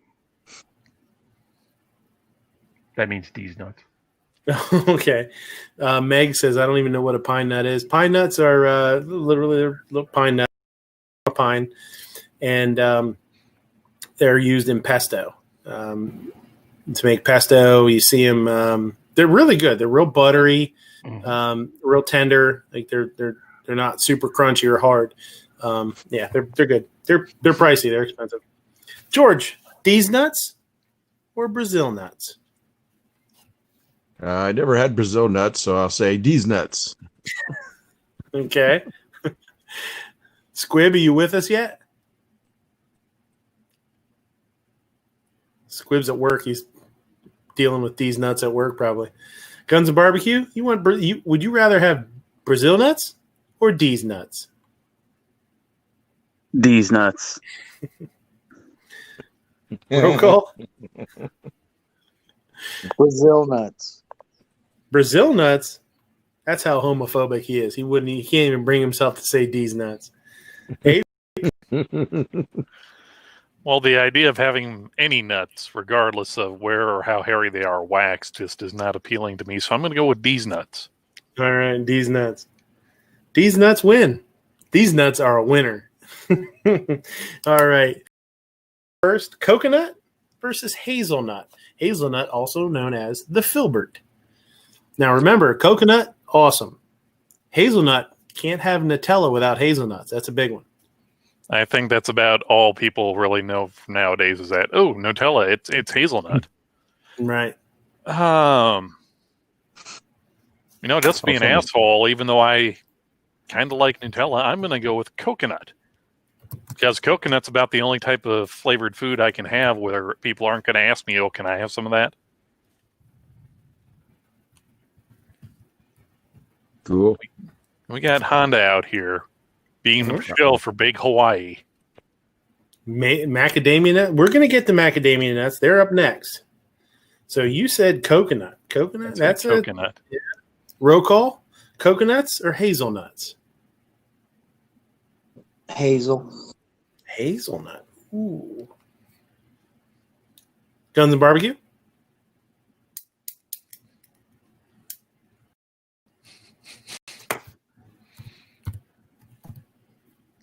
Both nuts. Guns and Barbecue's got a red. He might have lost him there.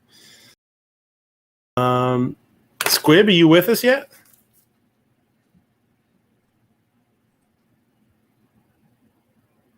Squib. That's Moo. That's not the only thing that.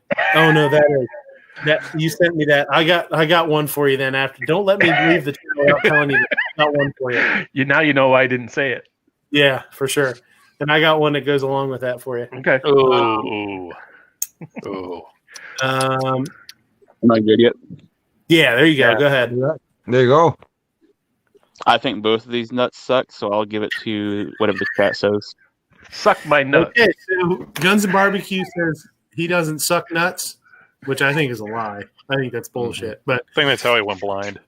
and Meg hates Nutella. $20. What kind of crazy communist hates Nutella? That shit's the shit. That's shitty shit. Vandalistica, he says hazelnut all day. Okay, well I'll tell you what. We'll go to the chat here for him, and we will say go. So go ahead, vote in the chat, and we'll give Gun Barbecues to you guys. Meg says, "Have you ever eaten raw coconut? It's delicious." Yes, I have. Well, while Meg might be a nut there, Patriot, it's not the nut we're looking for. Not the droids you're looking for. I'm only going to give it a minute here. So if you want to vote, vote. If not, whatever. You did stainless. We got a hazelnut. We got one hazelnut so far. Short nut or long nut? Amaretto is almonds. Yeah, amaretto is an orgeat or almond. Yeah. Hazelnut is what's in Nutella. Also, I've never had coffee Nutella. cream.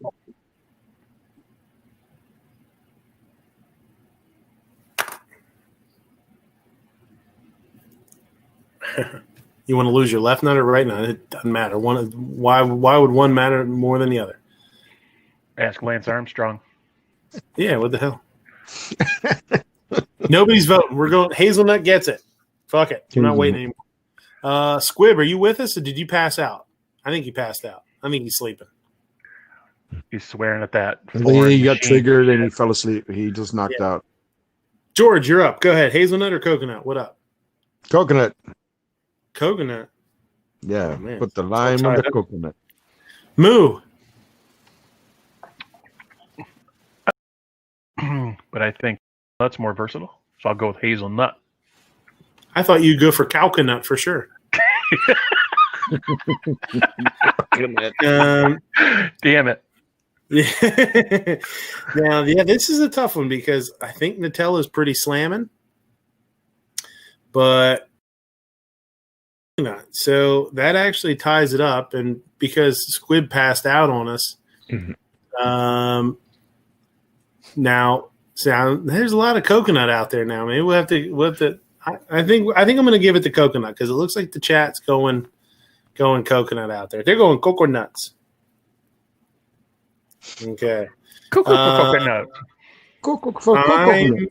Now we got pistachios versus macadamias. Oh, this is a tough one. Pistachios, I really like pistachios. Macadamias are pretty slamming in cookies. White chocolate macadamia nut cookie. I think I like pistachios better. Moo? Pistachios. You got snacks. You got a pistachio ice cream, pudding, you name it. Yeah. Pistachios. Pusmachios. George? Pistachios. Pusmachio. Heard that. Guns and barbecue? This is a tough one because, like you mentioned, those goddamn cookies from Subway. Yep. I'm gonna have to go with the macadamia nut. That's understandable. Some tender, real buttery. Roll call. Snatchy nuts. Pusmachios. Heard that. Ape? Pink's out there being all butthurt, calling us elitists and our fancy nuts. Yeah. Yeah, pistachios kicked ass and took names on that one. Yeah, Right. So screw you, Honda. Your Hawaiian nuts. All right, Ape, you're up first. Uh-oh. Almonds versus cashews. Oh.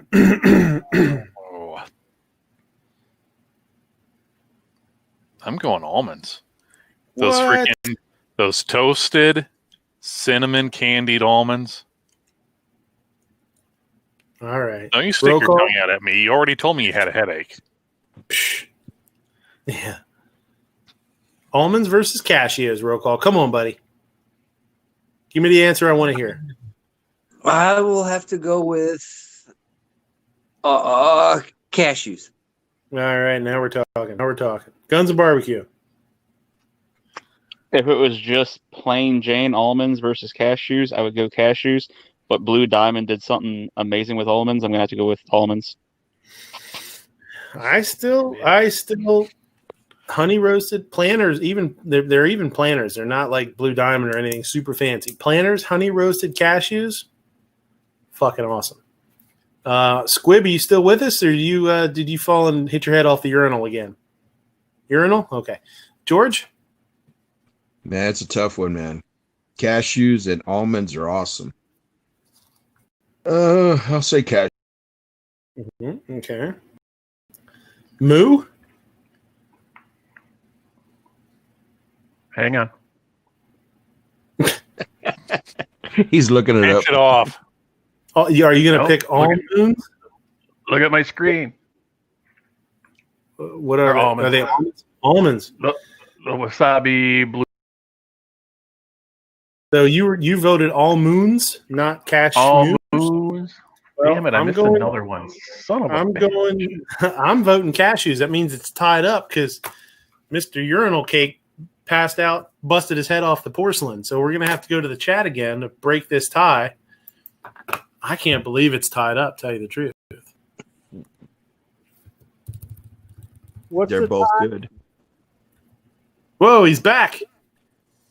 Almonds versus cat.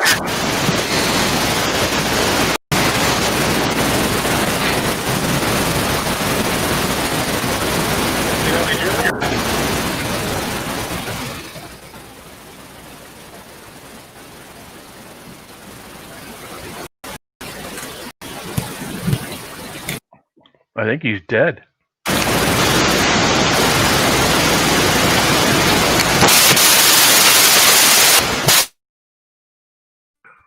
Hello? Did he Hello? get blown? You're supposed to roll your windows up in the car wash. What was that sound?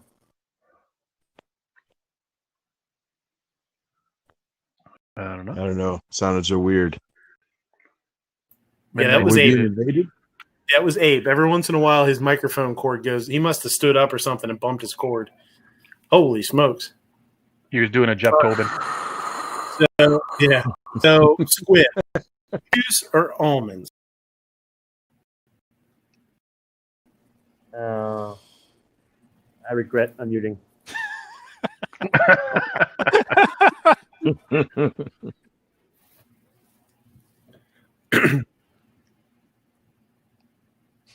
Yeah, you better go to the chat. This is why I don't do these stupid practices. All right. We're gonna vote. Oops. So you gotta hit send there. Oh, goo. I mean, that's like saying red or orange. You know. Just do it. Red versus orange. Red wins, obviously. No, yeah, orange because it has the power of yellow. They're so close together. I mean, cashews and almonds. They're too close together. Meg knows what's up. She got the cashews, revolver. I knew I liked revolver. So I knew there was something I liked about it. Salted. Oh, pink votes. Okay, salted peanuts. We'll put that down for pink. We'll have our own little pink bracket down here. It's like 16 different kinds of peanuts. Bullet Tea Justice is out there with the almond. I'm going to cut it off real quick before anybody else. Oops, dropped phone in toilet. Oh, that's no bueno. Was it at least? Was it before you flushed or after you flushed? Yeah. How are you typing? This phone stinks. How did I get the stink finger?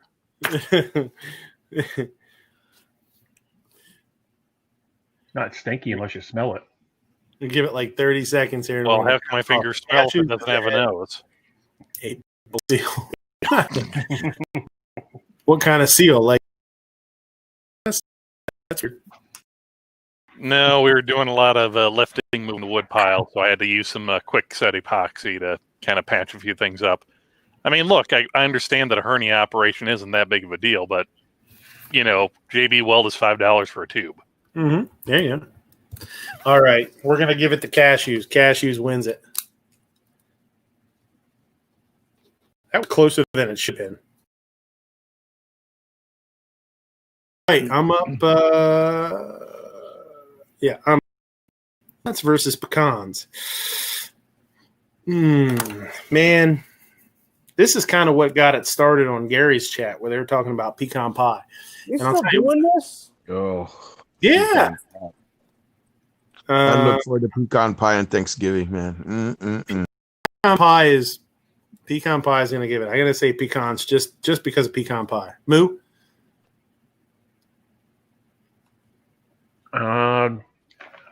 My wife makes some slam and candied pecans, so I'm going to. Mm-hmm. George? Pecans all the way. Meg says orange and brown are different shades of the same color. What the hell what kind of crazy world are we living in? No, true. It's if you take the luminosity out of orange, it turns brown. Why would you want to do that? Because it. I think you're fucking brown. You're out there brown nose in the Meg telling everybody she's right. I think that's brown. Dude, I haven't ever met Meg enough to whether I know I want to discuss that particular part of it. I don't know. Do I need a video? No, I don't want to see any video that involves anything like that in you. I don't want nothing to do with. Robbie, maybe. About the luminosity of orange. Oh, no, I don't want to see on that either. Well, too bad. Squid. So you not brown and orange? No, you take light. You take the light out of orange. Because here's the thing: orange light, you can make red light. You can make light, but you can't make brown light. You can make light. You can.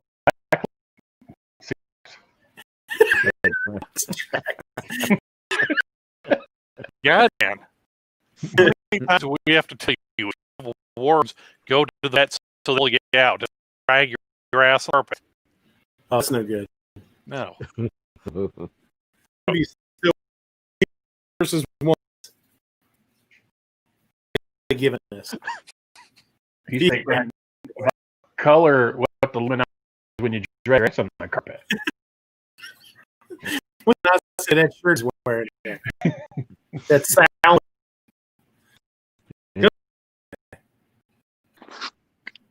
So many options here. Those the pecans, but then you got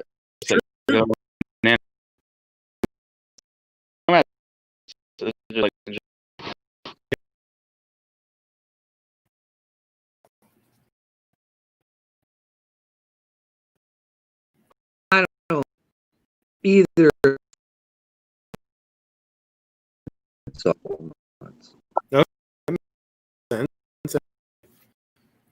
Yeah, I just.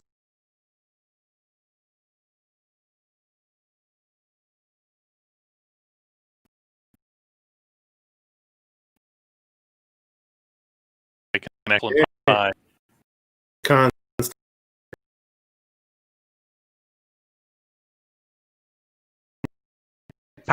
So, can't your peak, right? I want cans.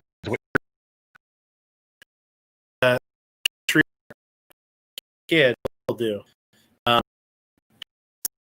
Eat chestnuts when I was a kid. This next one is chestnut. People don't really eat. People aren't eating them. You don't see them. So, and this is the one I don't get to get. So this is okay. Ape, which one you like best? Bring all cool. So I'm going lug nuts. Lug nuts, yeah, lug nuts are important. Yeah. Roll. Never put nuts on a test.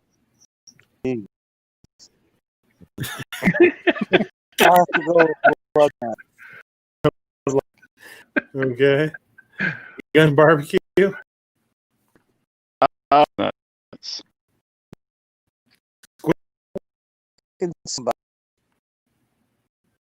Yeah. No. Right. You don't see nuts roasting. Right? Yeah. Right? Yeah. Every time you see this, Oh. Yep. In his dragging that wheel, flying. George. Lug nuts.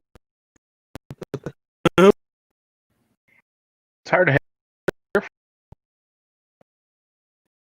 Water chestnuts or chets.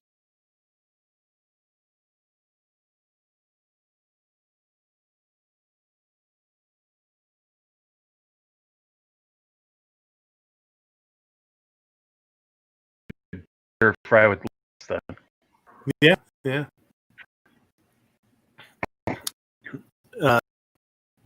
Klinger eat bug nuts and shit to try and get out of the army.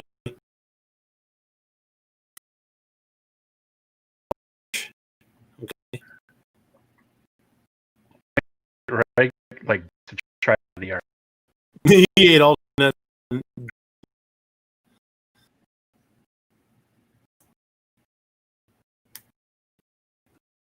colors that. Brown. Brownish. A little bit of orange in it.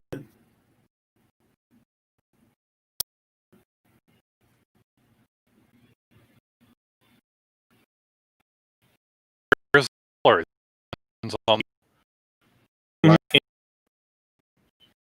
Seen that happen with other stuff, other colors too. Where depending on what the color is, you put it with different colored backer, it's really different. You can't sit together or something. You know what I mean? Who went last on that one? I think you did. Hey, beach.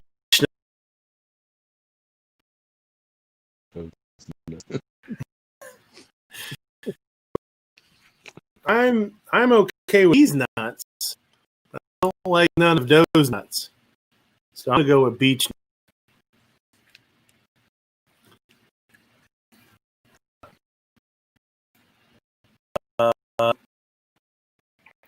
The water mud. It's not a. Nuts.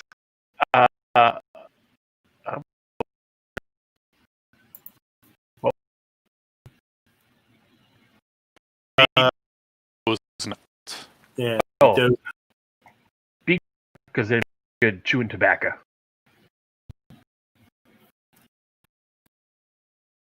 It's a lot of. Yeah. You said beech nuts. George? Nuts. Squib is with us or no? I don't think Squib's is. Guns and barbecue? When I was growing up, we had a tree beech nut. So pick them up and whoop at each other with the beech nuts. A walnut tree too. We used to throw walnuts at each other. The outside of walnut, it's like the size of like a roll. Fuck. Ones that have like the spiky, spiny foam, and then when they crack, they're well, that's the chestnut. Walnuts have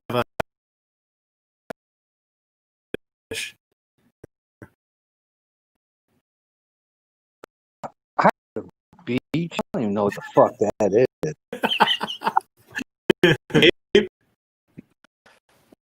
You see, we have one of the great lemons of our time because I don't want any of those gas, those nuts, but I don't just to have nuts either.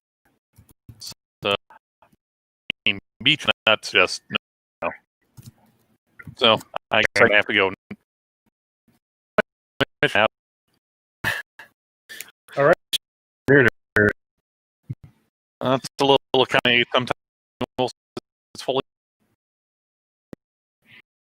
Also, no.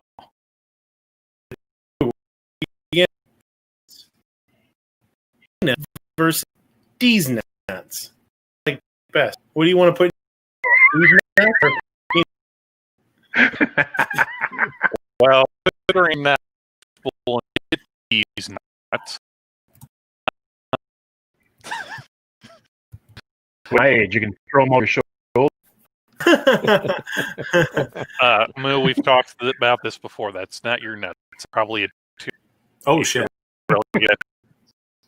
I go with the honey roasted peanut. Okay. Roll call. Which one rather munch on? Nuts or Deeze nuts? What the fuck?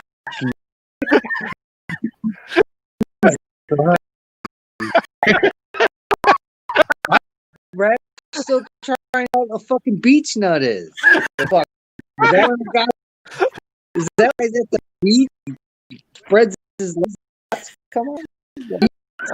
When you say not from the beach, is that No, not? that was shorts and his nut. The beach nuts happen to be vacation and put a speedo to fit in, put it on backwards.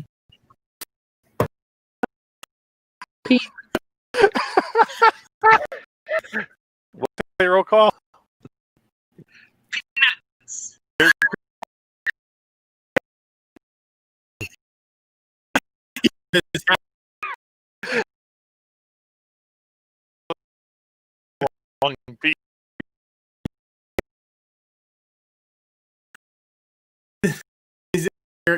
Yeah, screaming.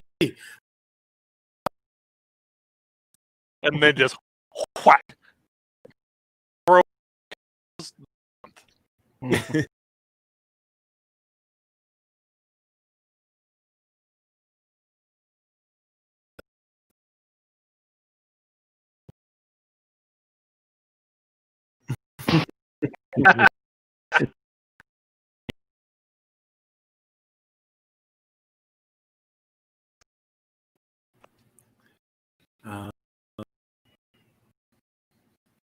George.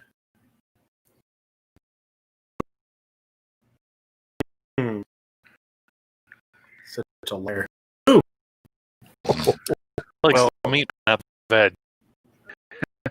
Well, peanut butter, like nut. Oh, yeah. I'll go.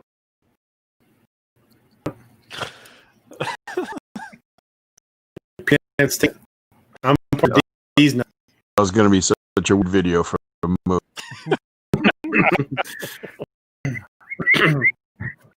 All right.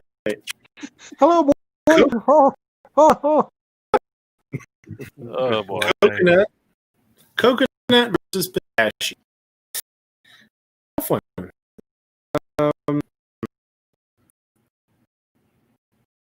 I don't know. There's a different factor in, and which one going used to do pistachio bad. Crushed pistachio crust. That was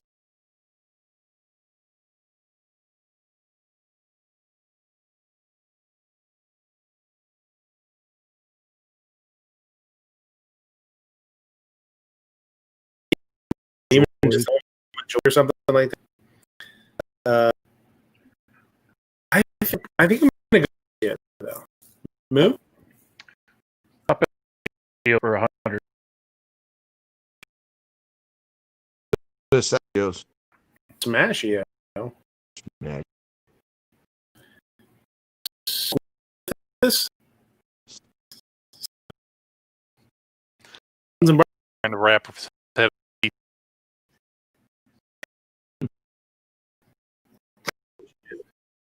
Tough one because I may not know that could die due to COVID. So if they're would be a but I don't.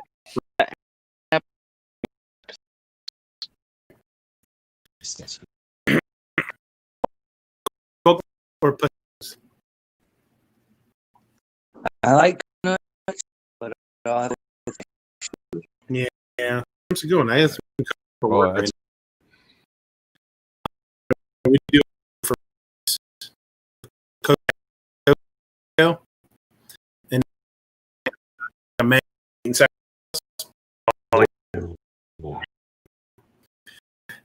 A smash it or the These things.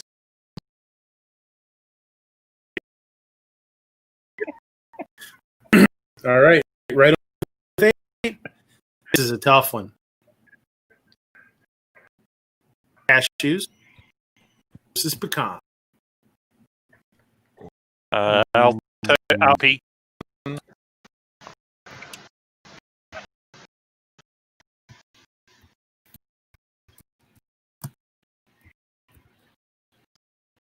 And cash.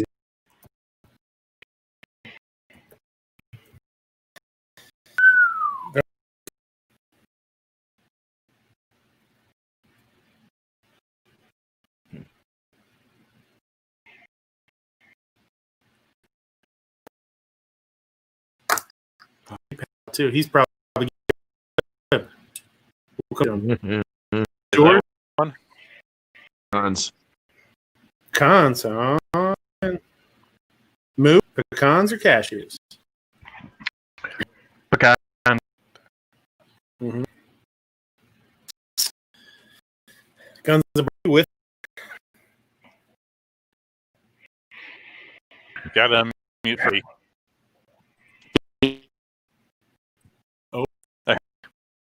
yeah, and activity issues there, I guess. And maybe it's they're saying the chat is in time, so you might be accurate. Yeah. Too bad. Oh, there you go. Sweet.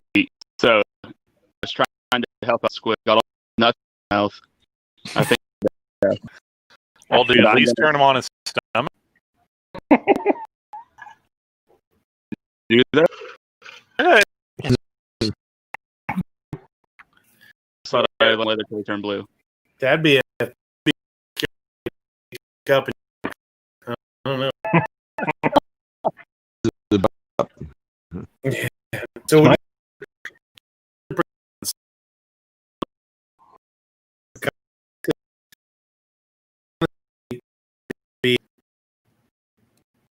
I'm kind of glad I didn't make that because that was going to. I think the hardest one cons and cashews if one came up. Yeah. Pecan pie, but I love cashew. Cashew's favorite like snack to like nut to snack on. You know, pecan, salted pecan. Man, love it. So last or the last one, this third round versus lug.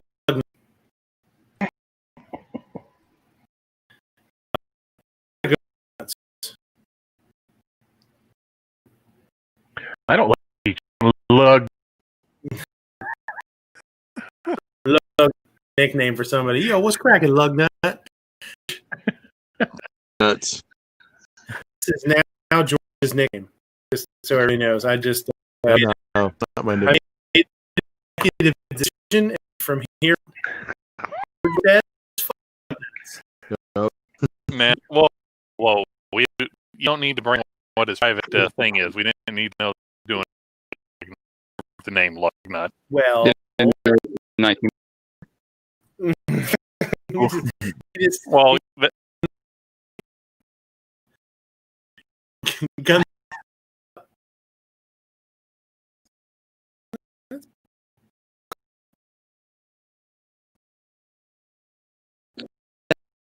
Beach. Ape. well, I'm gonna make some type of witty thing about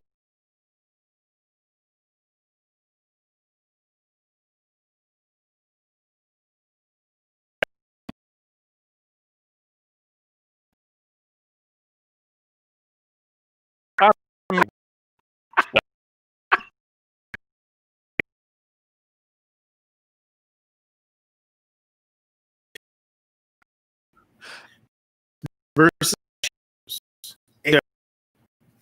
Pistachios.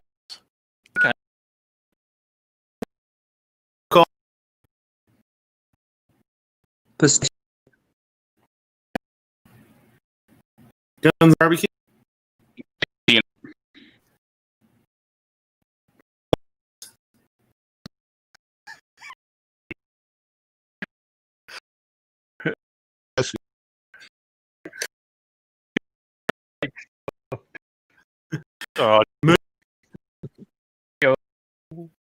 Do you fucking people not understand peanut butter? Peanuts? Jesus. George, Wait, it's out of made out. I thought it was spread on for loop. I can't. Pistachios. Great. So many awesome peanut fucking.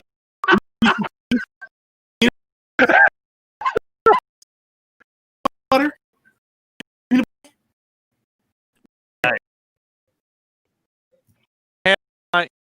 I have one hand a bag of peanuts, a bag of Pistachios and said, "Fun, munch."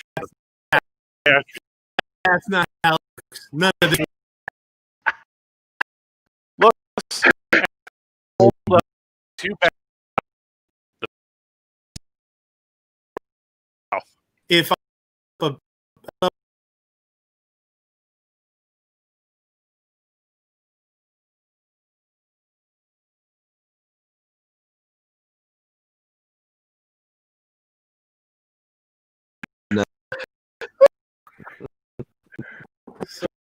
dumb bastard, fucking who the fuck let you guys link? Jesus Christ.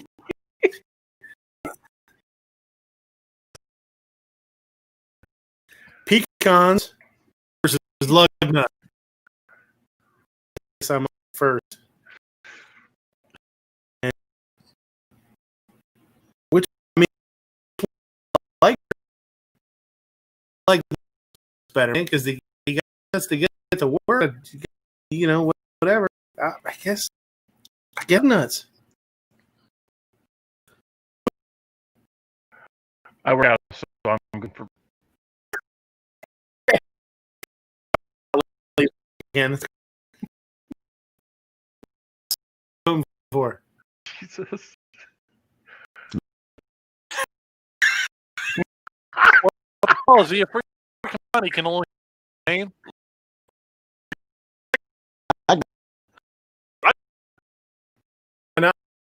Lug nut club. Not okay.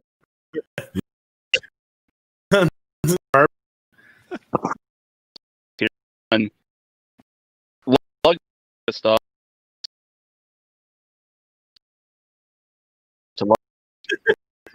You get that when shit hits hand, you need food because all the You'll have all the pie. Level nuts headache. I go to 12 games and use sap.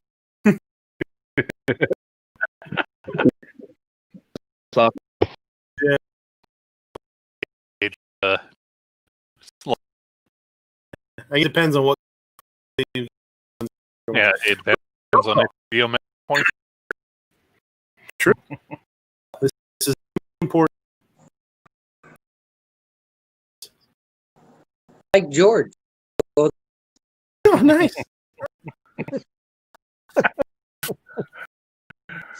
It's all over again. Yeah, Ape. Well, I'm gonna have to say there's no way that y'all be able to love these nuts.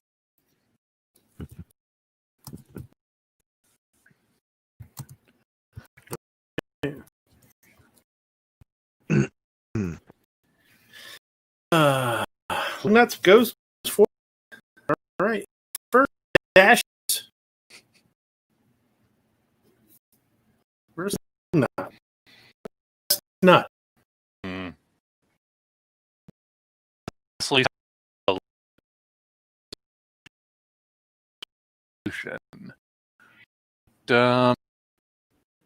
going to okay to be wrong. Well, I'm born. For long. Well, do you like pistachios? No. George, not enough nuts in my mouth. I'm gonna go with pistachios. Not for it last.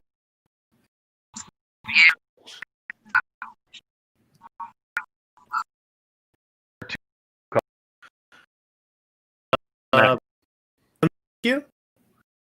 Well, I'm really hoping that on this that a real that we would win, but I think pistachio over one with lug nut.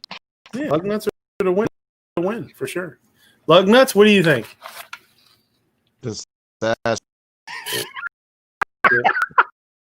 Hey, love learner. So Pistachio. Yeah,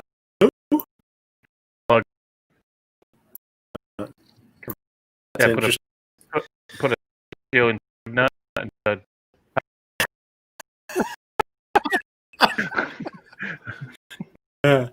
I'm gonna load this too, and then light up. Squib's still unconscious, and my chat is not up. There's something going on YouTube, so we're Coin. crazy. Let me see if my phone.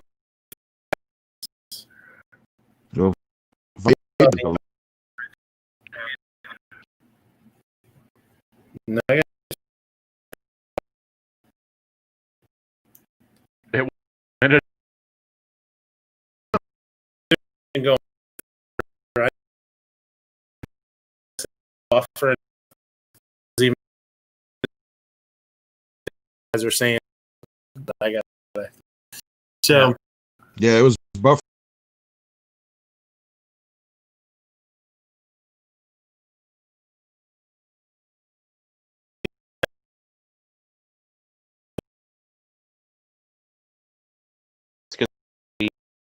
Should plug.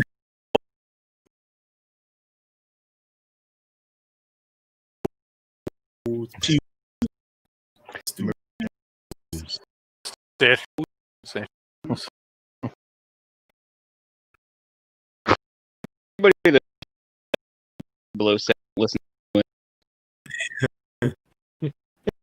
Pistachio to win.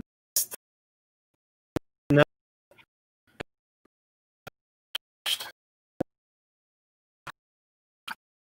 One saw feel better to this because we're having connectivity.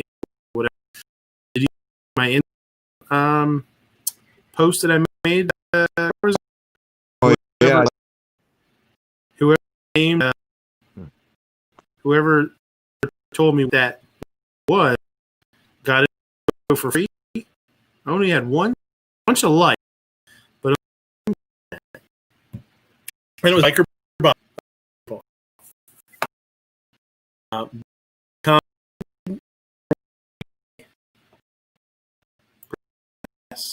pretty good. Let me pull it up.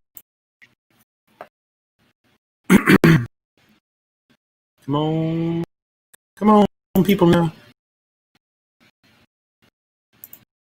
My picture. Wait.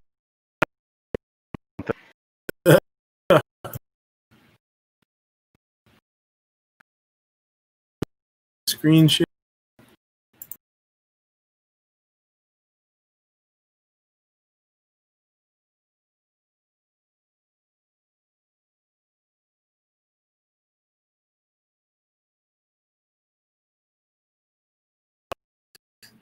Those are 45 on YouTube. Anyone that done this mag gets attention free. Subject blah blah. No names. Oh, that's tied up again. Thug nuts out. That's not. So what mag?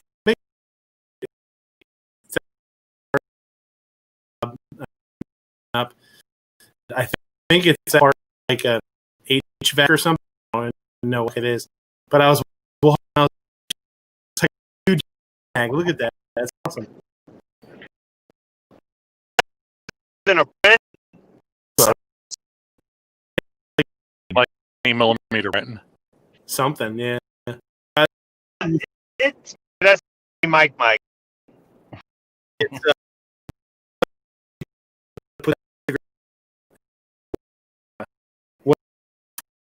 I should oversee. Yeah.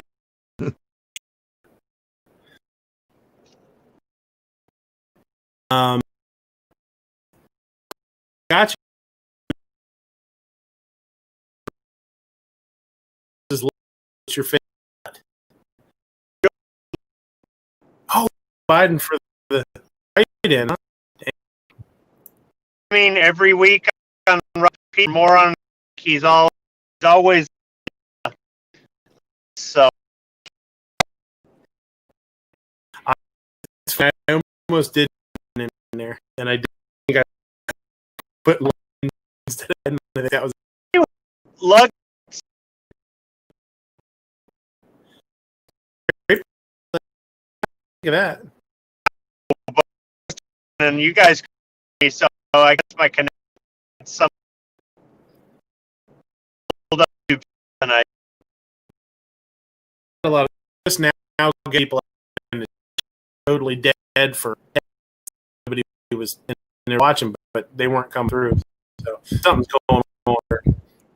So we got a couple of nuts out there. Got a Fred, no 100 going. If those are all somebody new, they're saying lug nuts. Maybe it's still pretty tied up, but maybe just not be one that we can decide. It's too tough. Let me a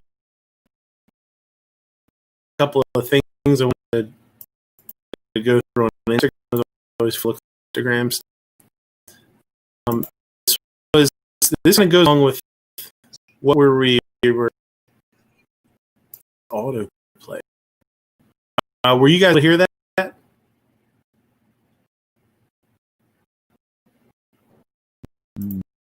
No. What? Exactly. All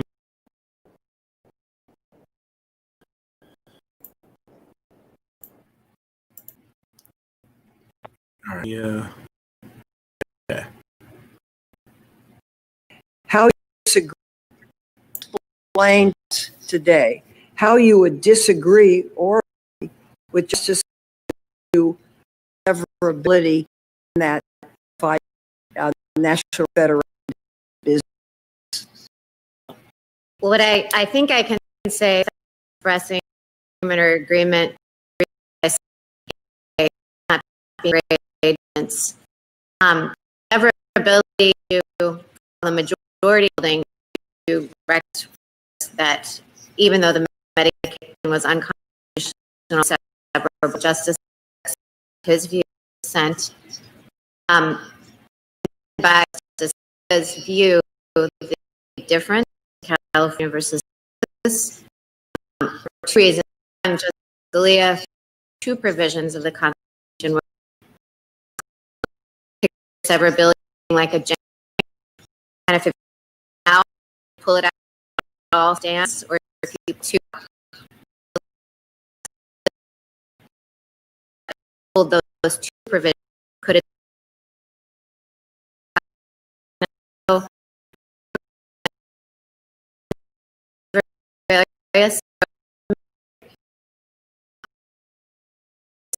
involves vision because of that was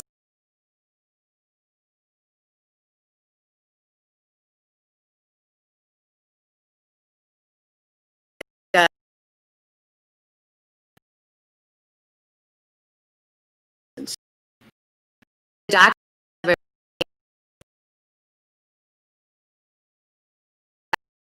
and try to undo your work when you would want to undo your work.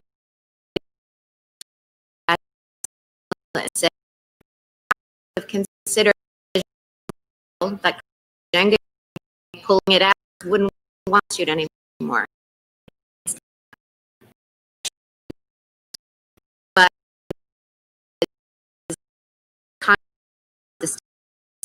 even Congress statute without it. So I think it's tries to effectuate what Congress have support Congress hand in hand. Thank you. Quite a finish on. Thank you. Can you? You know, my thing with me. You know, watch that. Saw that live. Actually round it again and watched, and I was able to catch, and really disappointing because the way Einstein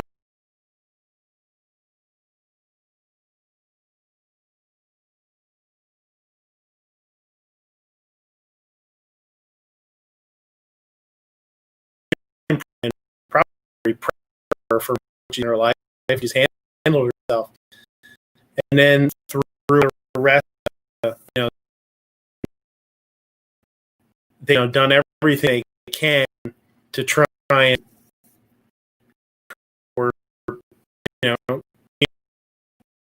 this way politics, and it really kind of a shame to see somebody find obviously and respect her, but she way of shit about smearing her in some way on her early on, and see how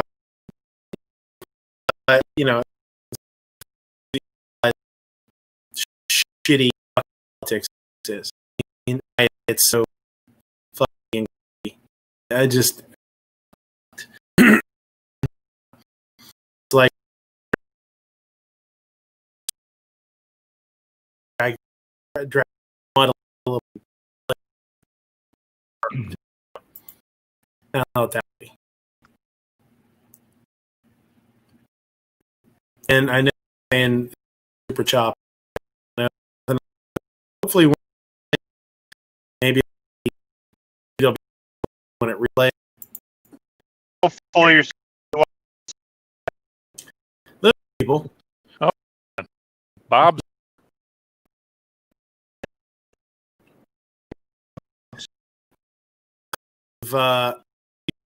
Close for dad. She really her out. Same world. Still really associate.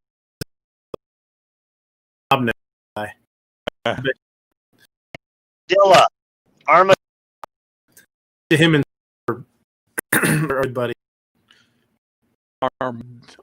Armla. It tastes chicken out of hard afterwards.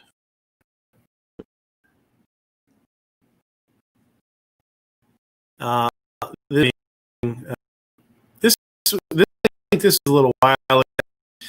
Golf Stadium didn't play the national anthem. They would national anthem game, and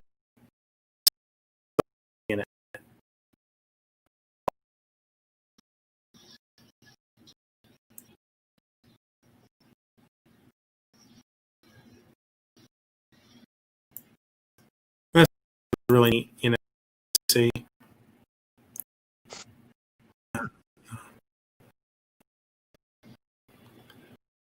Detroit woman says she will Carolina being so she was playing. Well, yeah, no shit. And yeah, so they were on the flight, and where they go along with this dude had taken Ambien and had some weird reaction to the Ambien, which I've heard like doing like shit Ambien and not really it. So he just walked over to this chick and started and had no idea. she was at him. He was just there and she had been on her. I'm gonna pee on you.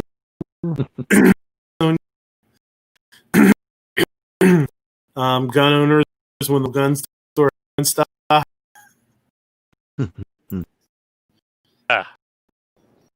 You sign permissions on any web? It's just Nah. That was instant. Primers really it's common stuff. I don't have any gun yet.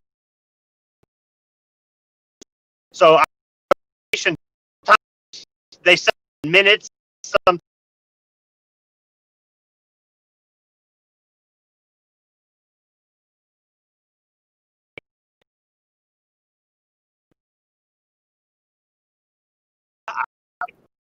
seem to be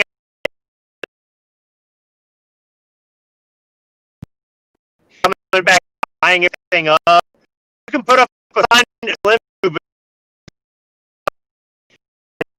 I mean, you see somebody to pocket of the store.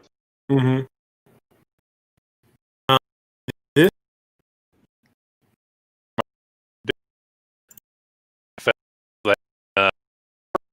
to be the person who's sitting in. I mean, they'll get in their pallet, half pallet, and they'll get signed into the store, gets about it, and never goes out on the.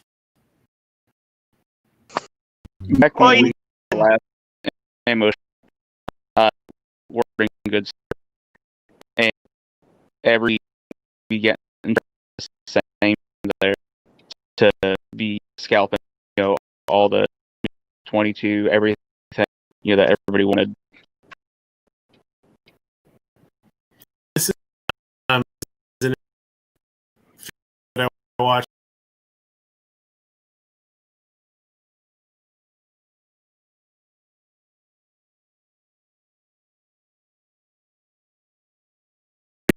It's basically about the guys, the sailors were near atomic bombs that were dropped. They were told, like, but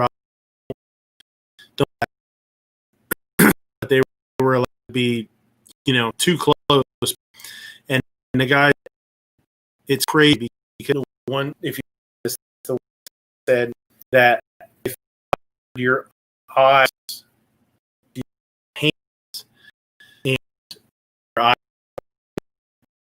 when you could see those in your hand stuff, it was like an extra and fucking walk, and it's did you hear talk about it?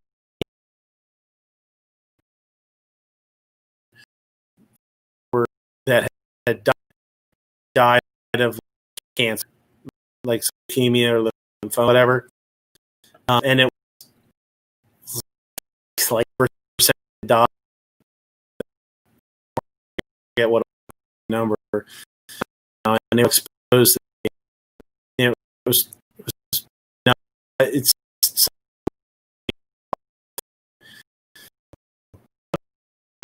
the died of cancer, and from to radioactive. There probably were instances where smoking, what have you. Sure. They would do the best because what they did do, and I'm not explaining.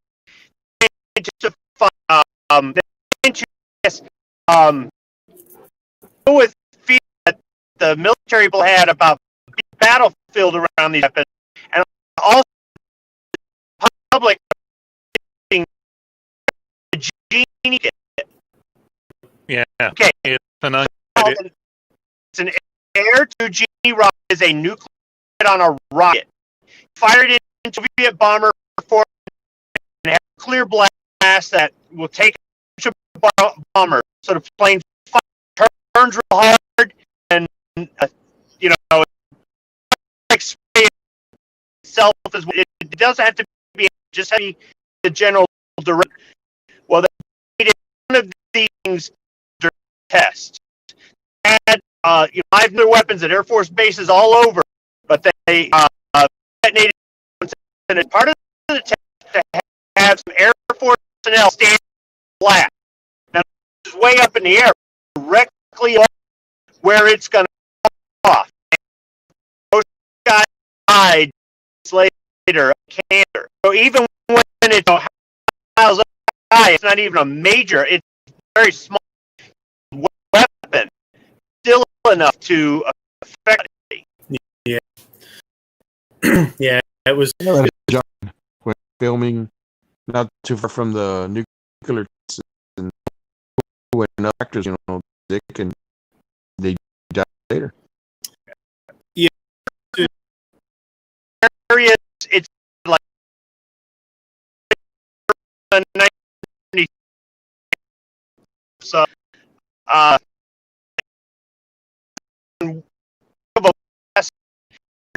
has passed, and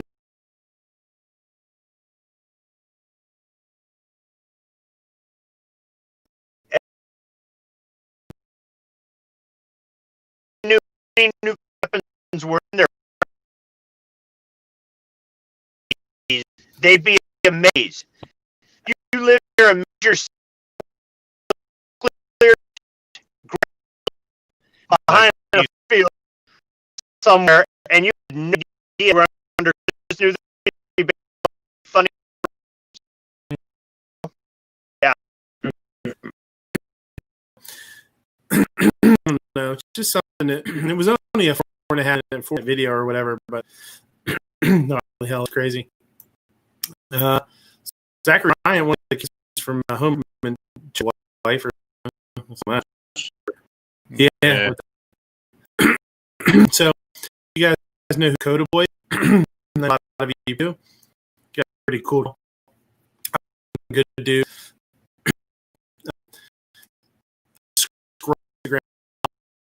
And head.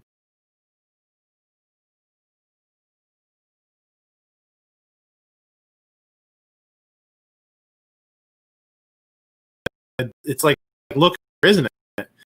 That does like Coda Boy. Longer. Fucking looks just like him. It's crazy. Yeah.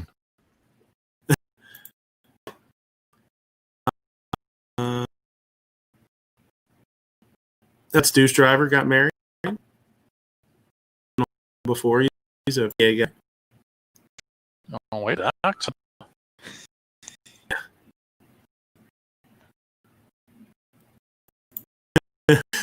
When you where's the I want to see the baby.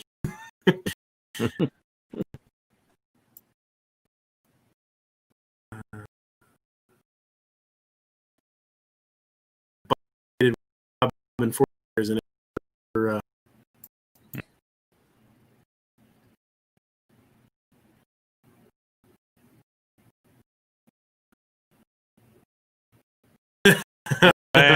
Man. Let's just address the Mike Penn on Keith. One goal has been drained.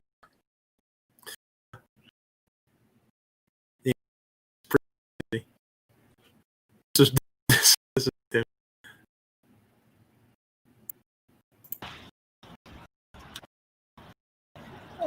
for it.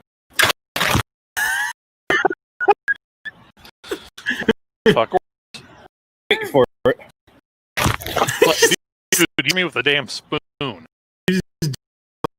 Kills it, man.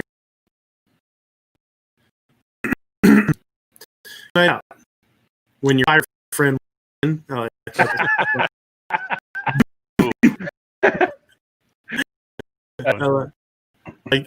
like that. That'd be funny too. This is fucking. This is Joe. The kind of investment everyone included on the deal. Pulls it down. his hand. Back. Good job. Yeah, despite the fact that his mask is down around his nose. Yeah.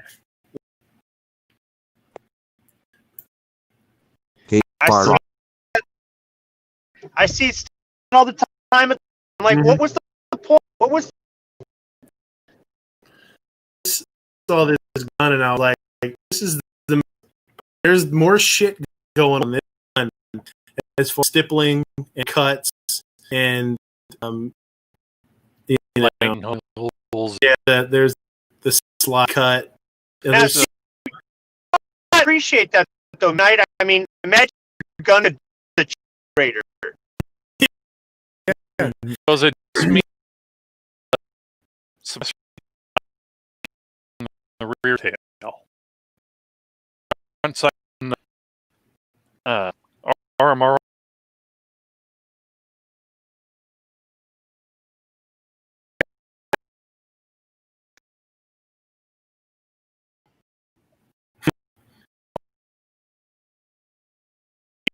Dingus.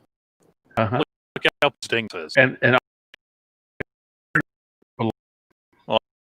fucking Dingus is so many.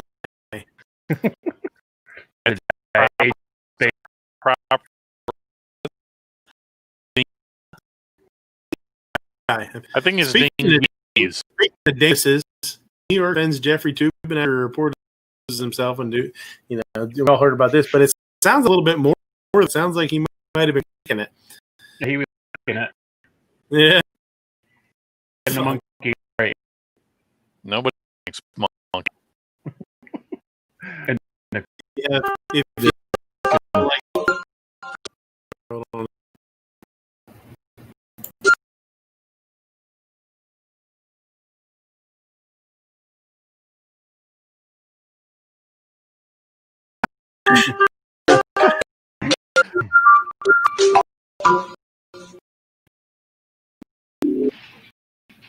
Yeah, those people.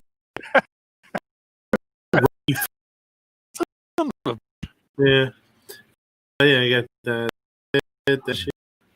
This one's good. 20 hard on all of the sailors. The one next was much more. Yeah, oh yeah.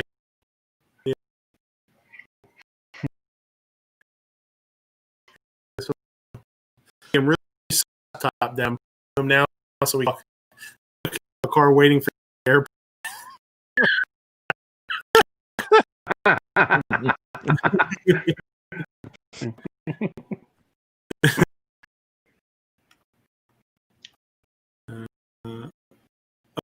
We didn't have this one again, and we should have.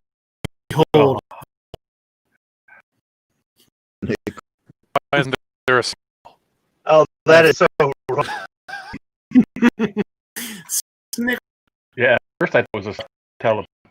Well, wait, you know what's happening next? They're going to try it, and it's going to be the deep fried nickel. That's right. For voluntary surrender and firearms, and that's $4 million. Did we just be best? Yep. From Step Brothers. Where the Step but faded puts Sylvester Stallone and Arnold Schwarzenegger in the Will Ferrell guy. It's funny, man. Yeah.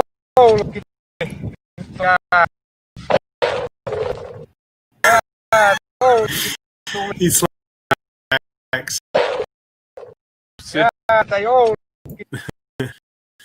I tagged people in this one. Recruiter, another great benefit military down. Picture for you. It's payday, but you only have $8.05 in your account, and then 6 cost $8.05. You roll up, show that area. Damn, 8 total. Got for your. If it's wide open, mention the free necklace engraved.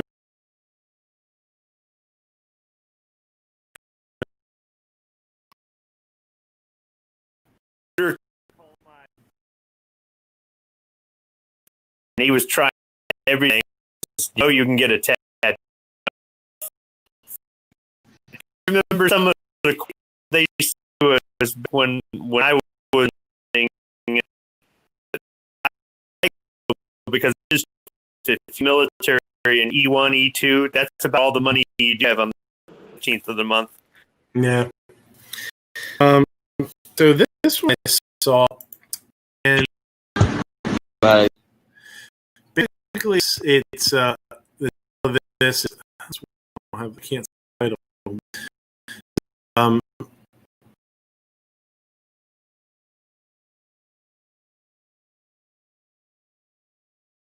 This guy, whatever. Fucking Deeze. All me doesn't get hurt. This man right here, it was this fucking morning, fucking ass fuck. Then we put it in a bucket, and we put water. We then put it in the microwave. 7 minutes. Now the wave for 10 minutes, all the water out. The last thing we do is just chop meat. Then in the back, toss it. Next. So I listen. Of course, people in the comment section are like, "Oh God, it's horrible. Fuck Wendy's. Never going to Wendy's. Gross." And I'm like, all right. So I threw it up, and I said, "So everything is so gross. I'll never eat here. There again. What's wrong with purposing the pet? There are rules that you have to abide by that ensure the food is being dealt with safe within a certain amount of time. It can be reheated and reused safely and legally. It has to reach at least 165, which is why it might be so long. It kills any bacteria and can be safe. Rest type of thing all day, and if it's done safely, there's being snowflake, cancel culture, obsessed idiots. I got a couple likes on it and whatnot. But this was definitely, this dude pissed me off because taking his own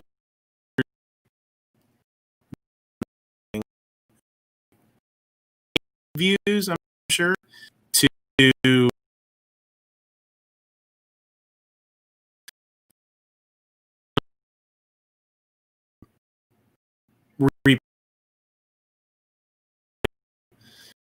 and is everybody at their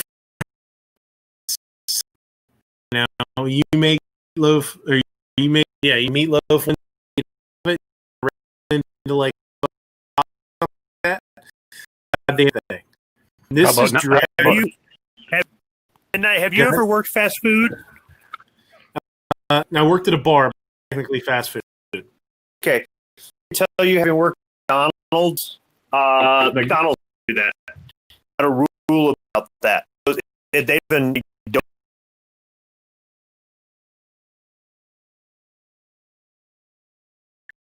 but back in the day, when we used to cook it and put it in the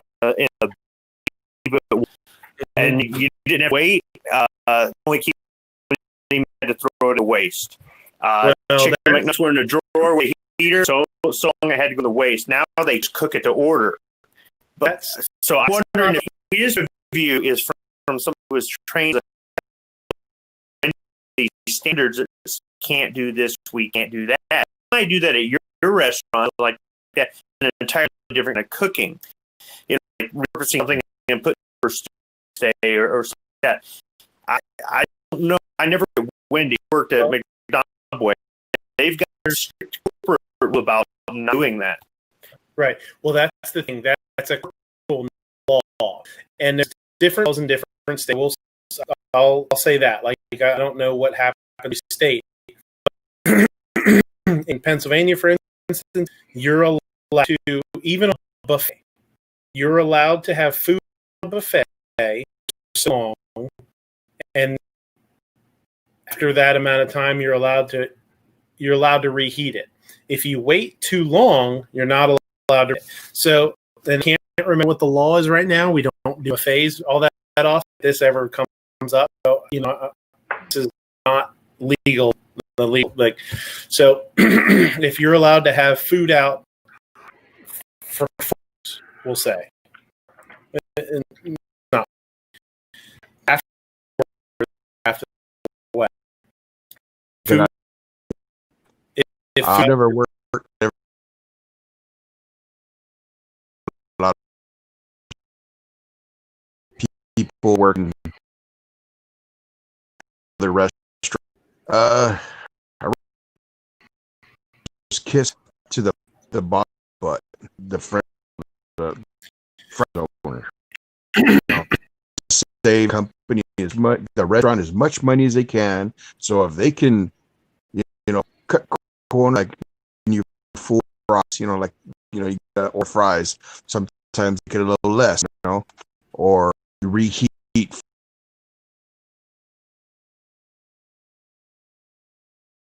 Do it. They do it here.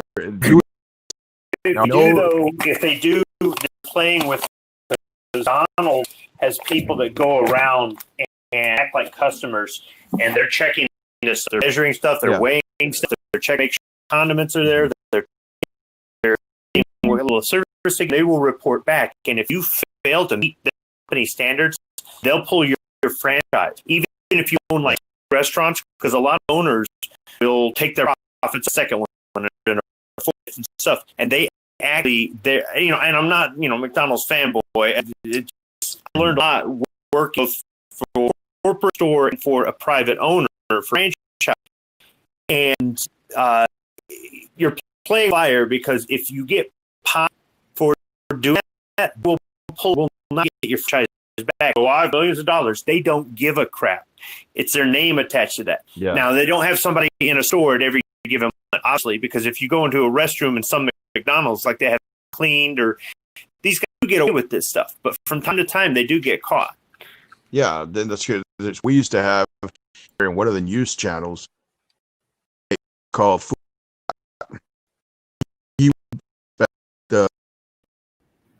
The inspectors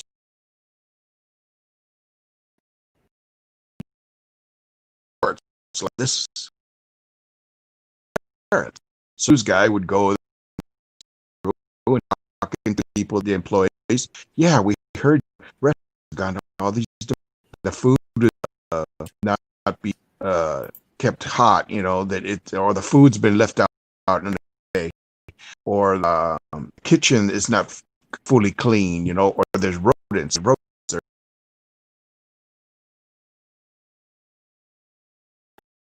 Now the restaurants that no demerits, they would go to them, give them, you got an A, you have no demerits. We recommend your restaurant. And people go to restaurants because they would say, "Hey, this guy has had merits because they act clean. The food is good. It's never over long or whatever and stuff like that."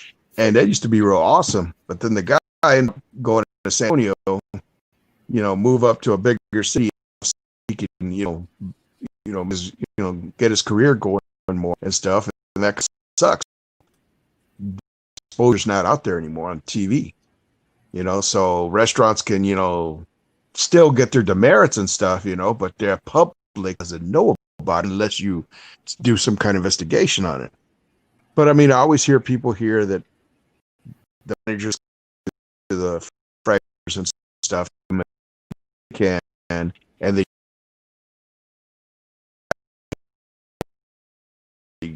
get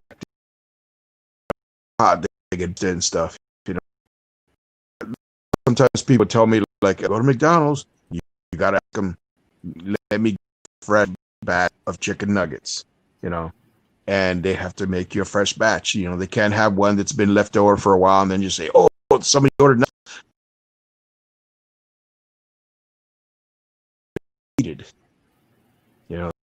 We're asking for fries with no salt. But like I said, in different states, rules and policies are different and stuff like that. things can happen that way, and some they don't, because it should be able to have safe food, to prepare food so other people don't get sick and stuff, and then and that's what I'm saying. That's the thing is, you guys are about corporate policies, not laws and regulations that are set forth by like the FDA and stuff, or the USDA.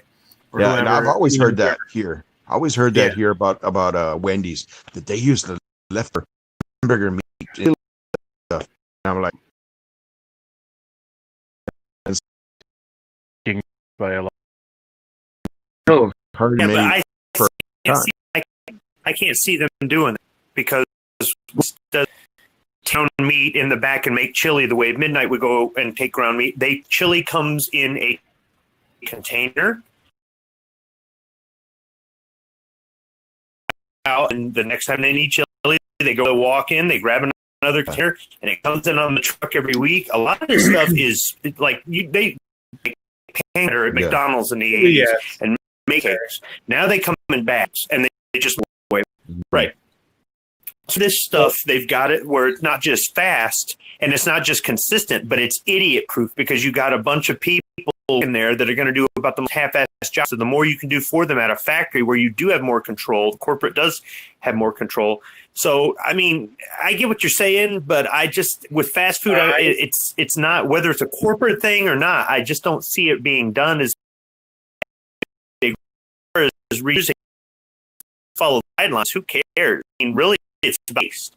You take the vegetables from yesterday and you put it in the soup the next day. Are you going to be able to taste it? Probably not. And it's not unhealthy. Mm-hmm. No. Legend, people about it, and people's, word of mouth, it spreads like a wildfire, and of course people make videos. Squib, I think you're partially right. I'm gonna go to this side of it. I would not be surprised, and I would assume that they would save whatever leftover burgers they can and turn them into chili for the next day. And I bet what happens is they get from corporate. Not in fast food. I'm telling you, they don't even slice up the tomatoes anymore for the salads. That's a totally different thing. I'm telling you, dude. I like, and you're saying it would be different, or they want it to be consistent. The only thing that's inconsistent about that is, there isn't. It's as simple as. But they don't make the chili. It comes in a container from a factory. You know that. How do you know that? You work at Wendy's? Because I've worked fast food before. I'm telling you, it's all the same formula. No, I haven't worked at Wendy's, okay? But I'm telling you, if Wendy's wants to compete with McDonald's or Burger King or any of those, I'm telling you, they just don't do it like that. Fast food is different. They don't know you because you're a cook and you're thinking of it like a cook. I'm telling you, if you had to work at McDonald's, you'd lose your damn mind. Because you'd say, this isn't cooking. You would say, this isn't cooking. It's a factory. It's a factory. Exactly. So you take that burger, you chop it up, and then you add the sauce to it. They aren't allowed to do that. Corporate policy doesn't let them do that stuff. Dude, you are making assumptions, though. And I'm not. I'll tell you what. I'll go to Wendy's. I'll go to Wendy's tomorrow, and I'll guys to go in the back, and I'll watch, and I'll look in their wastebasket and see a bunch of patties. I'm telling you, they don't do that in fast food. All right. It's not about quality. Well, it is about quality because they have certain things that they have standards that are different. There are corporate standards, not your health standards. I know all about the reusing the food. In the military, the standard is 18 hours. You can put it in the fridge and take it out and reserve it on the chow line within 18 hours of pulling it. After that, it goes in the shit can and they send it away to some farm where pigs eat it. All right. So, and that's a government standard. So, nobody's saying that the food is bad because you reuse it. But some of these things, like what George is talking about, urban legends, I'm telling you, they are not 16-year-old kids at Wendy's grinding up hamburger patties and putting it in a pot and putting in tomatoes and putting in everything else and making chili. I'm not saying that. You're not listening to what I'm saying. I'm saying I would bet that they would take those burgers that are cooked, do what that kid did, which is cook them again in the water, which is going to bring it up and kill any bacteria, chop it up. And then they are probably getting a bag of sauce and just dumping it on the top, and that's the chili. Because that's what places like Olive Garden do. Dude, I'm telling you. Olive Garden gets, you know how, I mean, almost every sauce that a place like Olive Garden gets comes in a bag. Almost every sauce. I know people that have worked there. They cook the pasta, they open up the bag, they heat up the sauce, they ladle it over the top. Like most of that kind of stuff is made in a central commissary somewhere in the United States, and they ship it just like they would the chili sauce or the chili base or whatever you'd want to call it. I mean, and I understand why you're saying like, oh, they don't slice the onions and they don't slice the tomatoes and all that kind of stuff. They don't do it there anymore. They a lot of used to, but they don't. No. Right. A lot of places don't. Even they don't make their own damn chili. Okay. I don't know, man. It's like I said, anything could happen, man. I mean, it can or it can't. You know, it's just we don't know. We're not physically there. You know, like I said, I don't work in absolutes like that. I'm not going to make an argument that says they do or they don't 100% because I don't know. But I would not be surprised, and I would assume that they would want to reuse that if they could, because that's the expensive part. That's the most expensive part of that chili is the protein. It's always going to be. Yeah, because I remember back in the late 80s, one of my brothers was a skateboarder, so he would be skateboarding with his friends all over town. And he would tell me that when they would pass by McDonald's, they used to see the employees, when they used to make the hamburgers ahead of time before they would make them to order, they would grab whatever that was left over, you know, for so long in the heat lamp, and they would get all that and they would throw it in the trash. Mm-hmm. My brother and his friends used to crack up because they used to see homeless guys, you know, hobos, you know, just go there and go to the trash bag and get to the food. You have a waste sheet, and you actually count how many buns go in there, what kind, how many patties, what kind, how much chicken, how much this, how much. Okay, like the milkshake stuff, you put it in a metal container and you put it in the walk-in, and you can reuse it the next day, and you just add another bag of milkshake stuff to it, so that gets reused. And a few other things get stored overnight and reused. An open bag of lettuce gets folded up and put in the walk-in and reused. Any of the cheese is saran wrapped and put in the walk-in and reused and stuff like that, just like any other kind of restaurant. But the rest of it is counted on a waste sheet, and it's a write-off. You have to have so many. They even put in their daily report, the manager has to say what kind of weather it was that day, because weather affects how many people are coming. If it's really good weather out, you might have a busier day than really bad weather. They actually they account for everything. No, it is a system, and it is more like a factory than it is a restaurant. I know. Olive Garden did that. The guy I knew that was one of my sous chefs went to be the manager, kitchen manager at Olive Garden, and he said every day his prep sheet was printed out for him, and it took into account the weather. It took into account the day, like what day what day it was in the year, if it was a holiday, how close it was to a holiday. All sorts of stuff. He said it's like an algorithm, and it prints out your prep sheet for you, and that's what you prep for the day. It's all taken care of for you. Now, obviously, you're not, it doesn't prep it for you, but again, they're getting a lot of stuff in there, pre-packaged, pre-made. Same thing with Red Lobster and all that kind of shit. But yeah, he was telling me that at Olive Garden. He's like, yeah, I go in and it tells me what to fucking prep, and I give it to my guys and they knock it out, and that's it. Dead Horse is saying Wendy's chili is their old hamburgers. My daughter-in-law worked there, but I don't care. It's still great chili. Meh.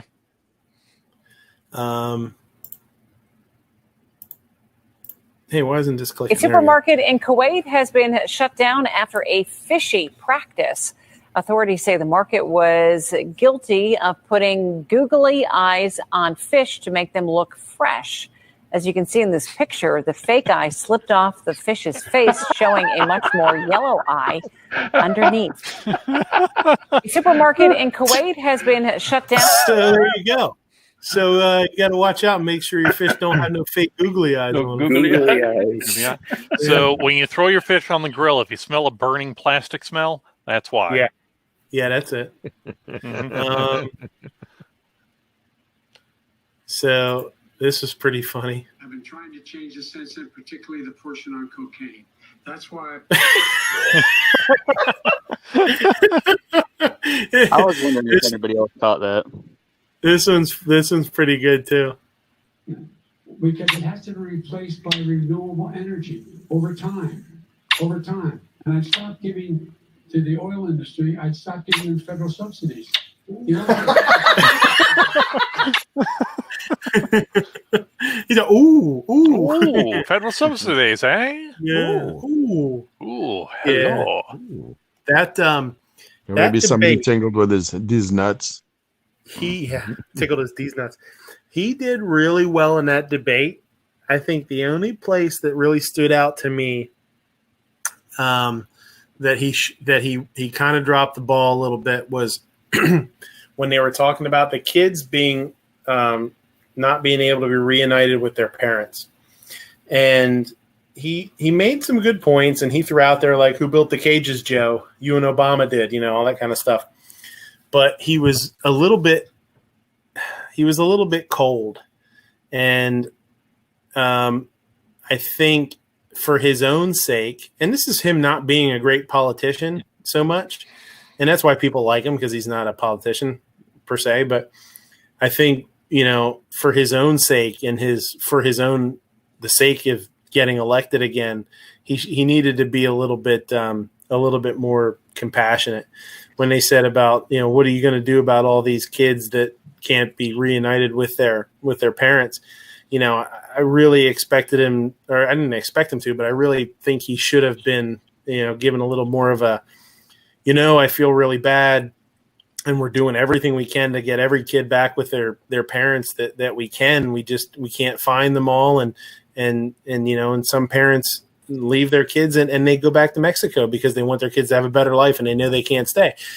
Something like that would have really taken him a lot farther in that, with that question. I think I was just surprised that he didn't pull the tug at the heartstrings a little bit more. He definitely could have. I think he dropped the ball in that a little bit.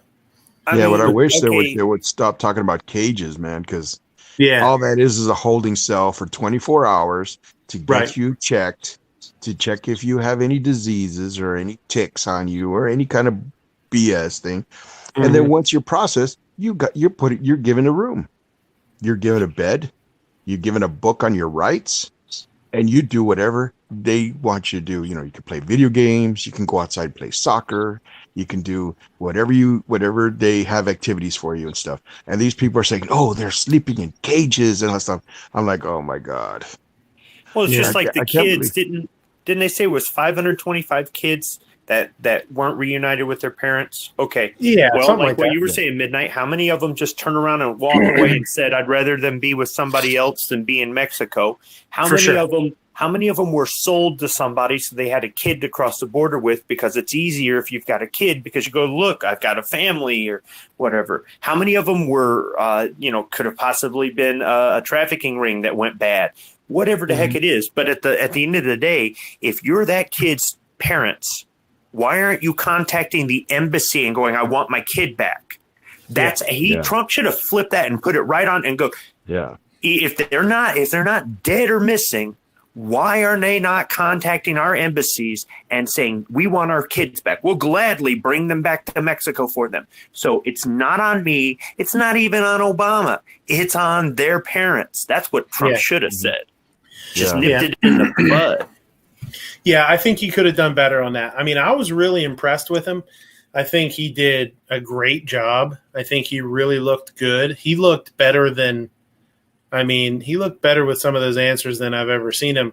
I think he really did well. But that was the one where I was like, I kind of bit my lip a little bit, and I was like, boy, you needed to have a little more compassion, and you had to have some more, like you said, you had to have some more reasoning why they aren't reunited with their parents. Because the liberals and Biden and all that, they just want to make it look like he doesn't give a shit and he doesn't care about kids. And that's not true, I don't think. You know what I mean?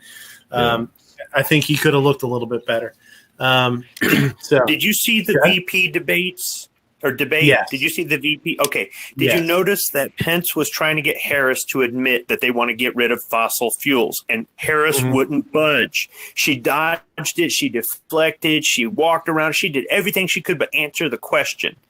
And I think at one point she said, "No, we're not," or whatever. But Trump found his in.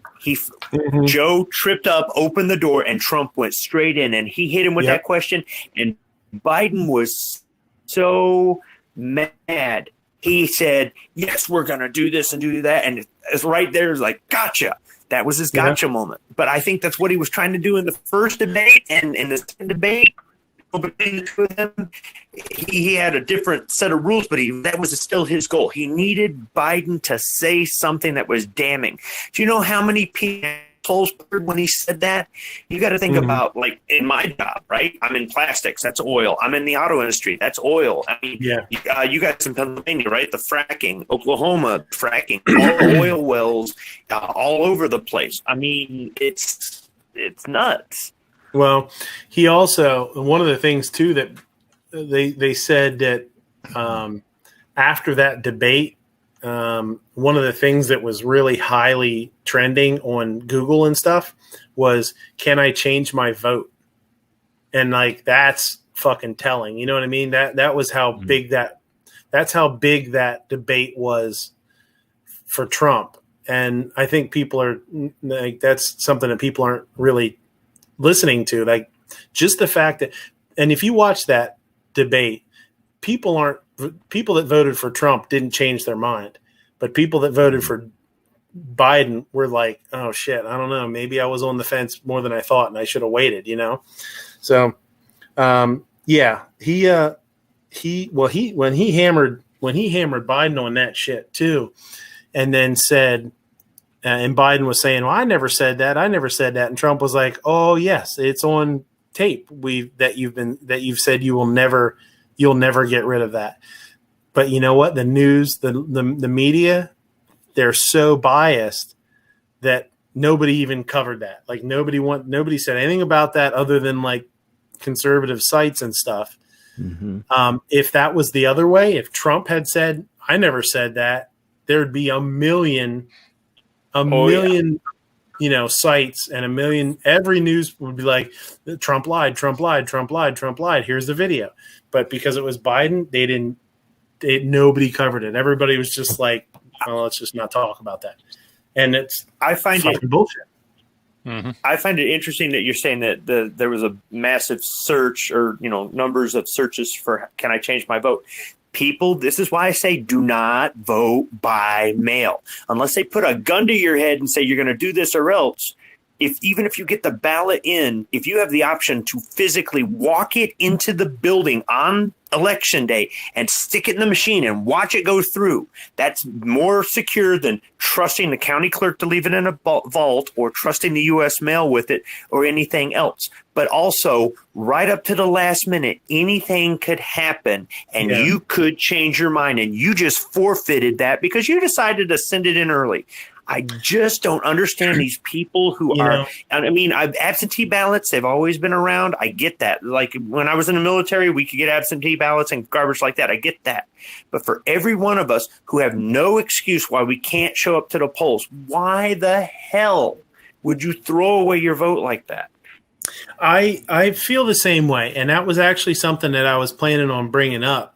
It's kind of perfect to talk about it now, is the how much they look at how much here, and I don't know how much it actually matters, honestly, but they talk about it mattering a lot, and that is, the early voting, Democrats are up, and that's going to make the Republican voters turn out because they's like, "Oh my God, we're losing. I better get out there and vote." And that back and forth, like, that kind of makes me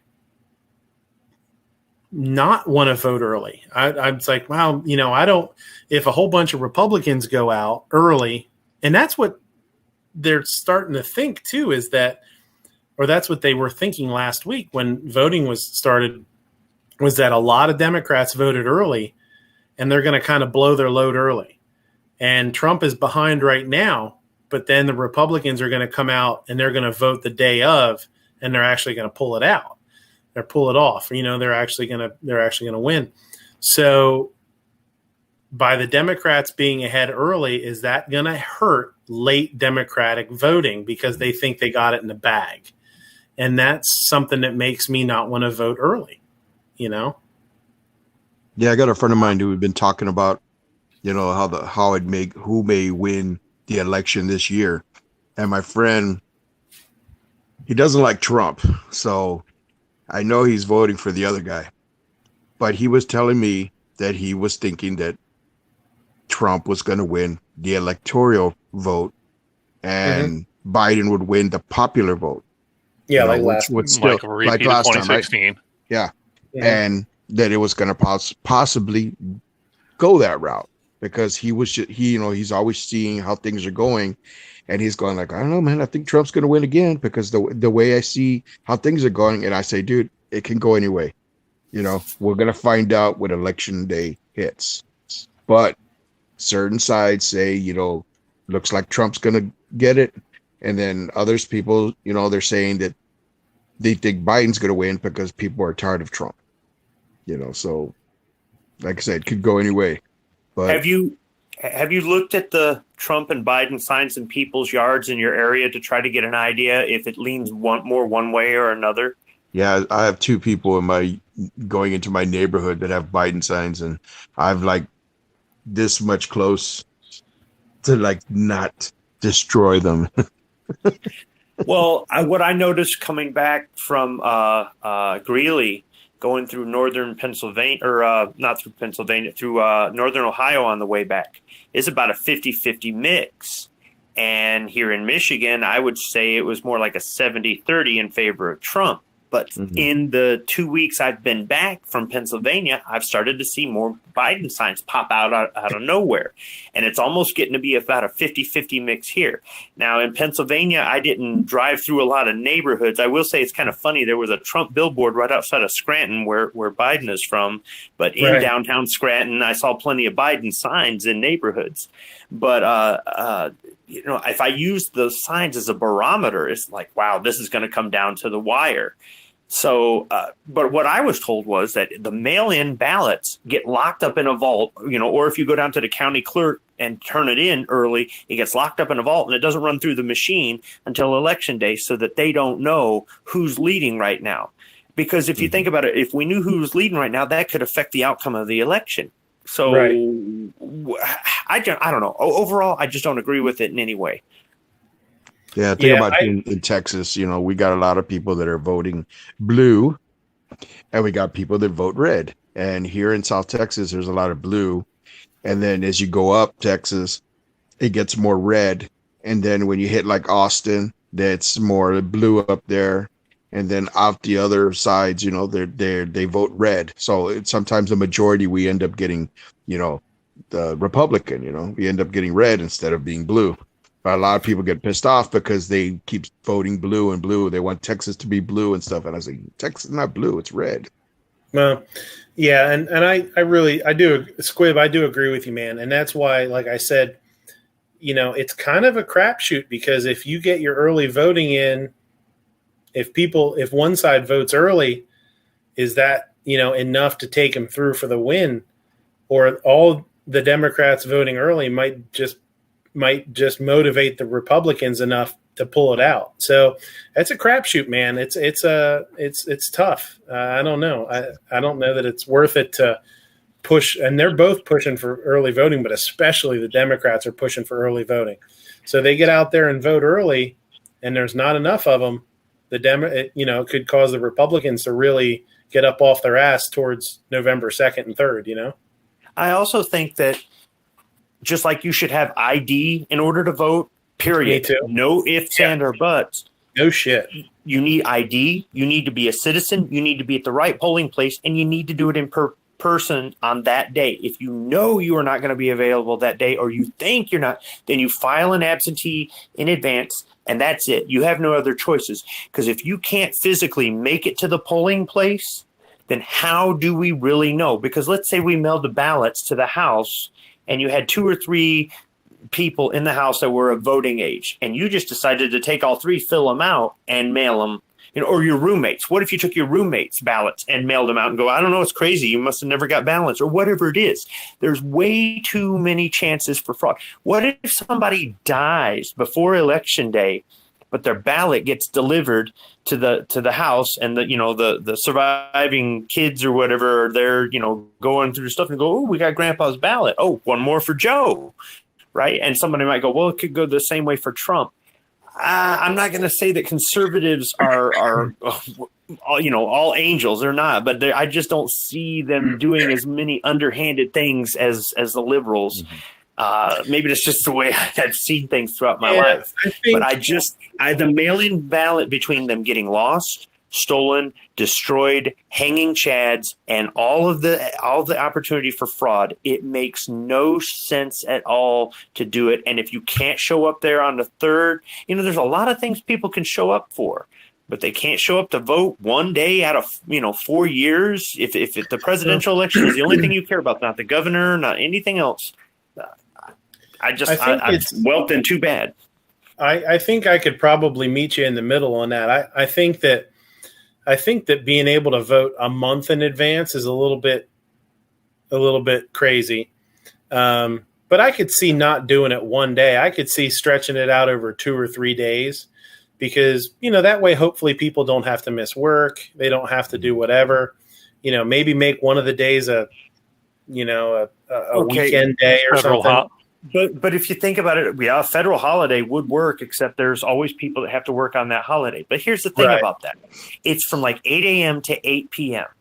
Unless you're working 12-hour days and you clock in at 8 and clock out at 8.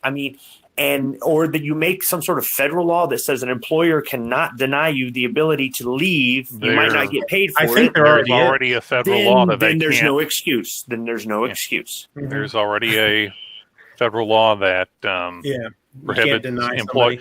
You can't like back them pay or whatever now, or you can't tell them no, you can. Now whether you get paid or not, or you have to use PTO or whatever. Yeah, and that's just it. Okay, how long does it take? An hour, 2 hours at the most to drive out there, wait in line, do your vote, and get back to work. If you can't cut an hour or 2 hours out of your paycheck once in a year, 2 years, or 4 years, you got other issues. So I'm not saying it because somebody can. The debate's from the 24th or the 25th. The what? Oh, I'm just going through the Google trending here to see what. Change my vote is not screen sharing it. I'm not looking at the screen. I'm on mine. Hold on. There you go. Yeah, because I'm just looking at, October 24, 2020 at 8 p.m., 9, 10. And this is for the past 7 days, United States, and that's just for the search term. Yeah, so it's spiked a little bit over the last 7 days. Just for, let's scroll down here, and it's mostly been everywhere except for, what's that? Utah? No, that's not Utah. That's Montana, Wyoming. Just for shits and giggles, let's go back for the past 3 months.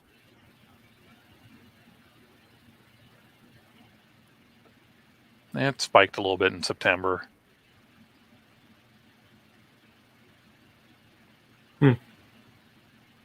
But so yeah, I think doing 2 days would be good. I believe that. I don't believe that. I'm very leery of absentee votes and voting by mail and all that stuff too. And I know there's a lot of people that say there's no proof of large scale voter fraud. But for me, the way I look at it is, how do we make it as good as possible? How do we make it as accurate as we possibly can? And the way to make it as accurate as possibly can, maybe not perfect, but as accurate as we can, is to vote in person and require that you prove who you are. If you have to be a citizen to vote, why shouldn't you have to prove that you're a citizen? You know, I mean, and there's people that'll make arguments for, well, it's a right, and you shouldn't have to show proof you shouldn't have to show proof to use one of your rights or whatever, exercise your right.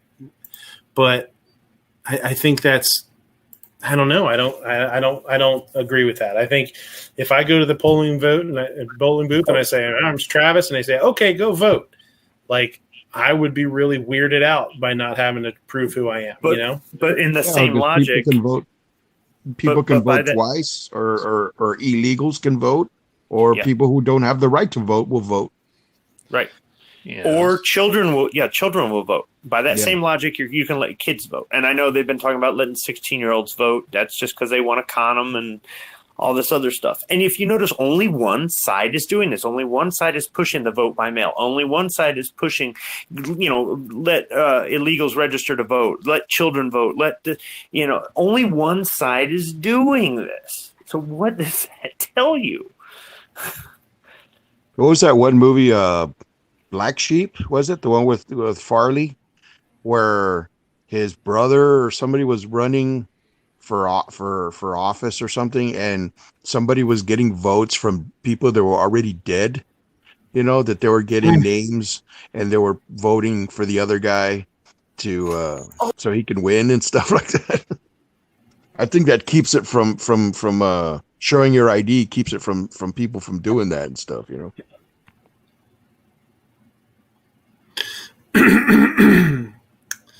So now, let's see here. This one I'd say, if cameraman shot in music video. Oh shit, my ear. Oh shit. Oh, this is the one with the Sub 2000. Oh shit. No, this is a different one. We watched that one the other week. This is one with something else. I don't know what the hell it is.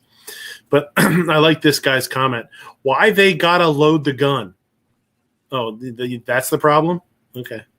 All right, buddy. Googly-eyed fish. I hope this happens to Moo's car someday. Boom. And boom. Look at him run away.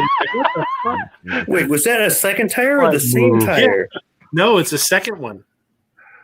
I don't know. I don't even know where it came from. It must have hopped off. It must have hopped off earlier. Dude, you know who that was, right? That was Deuce Driver. He just dropped a deuce on that car.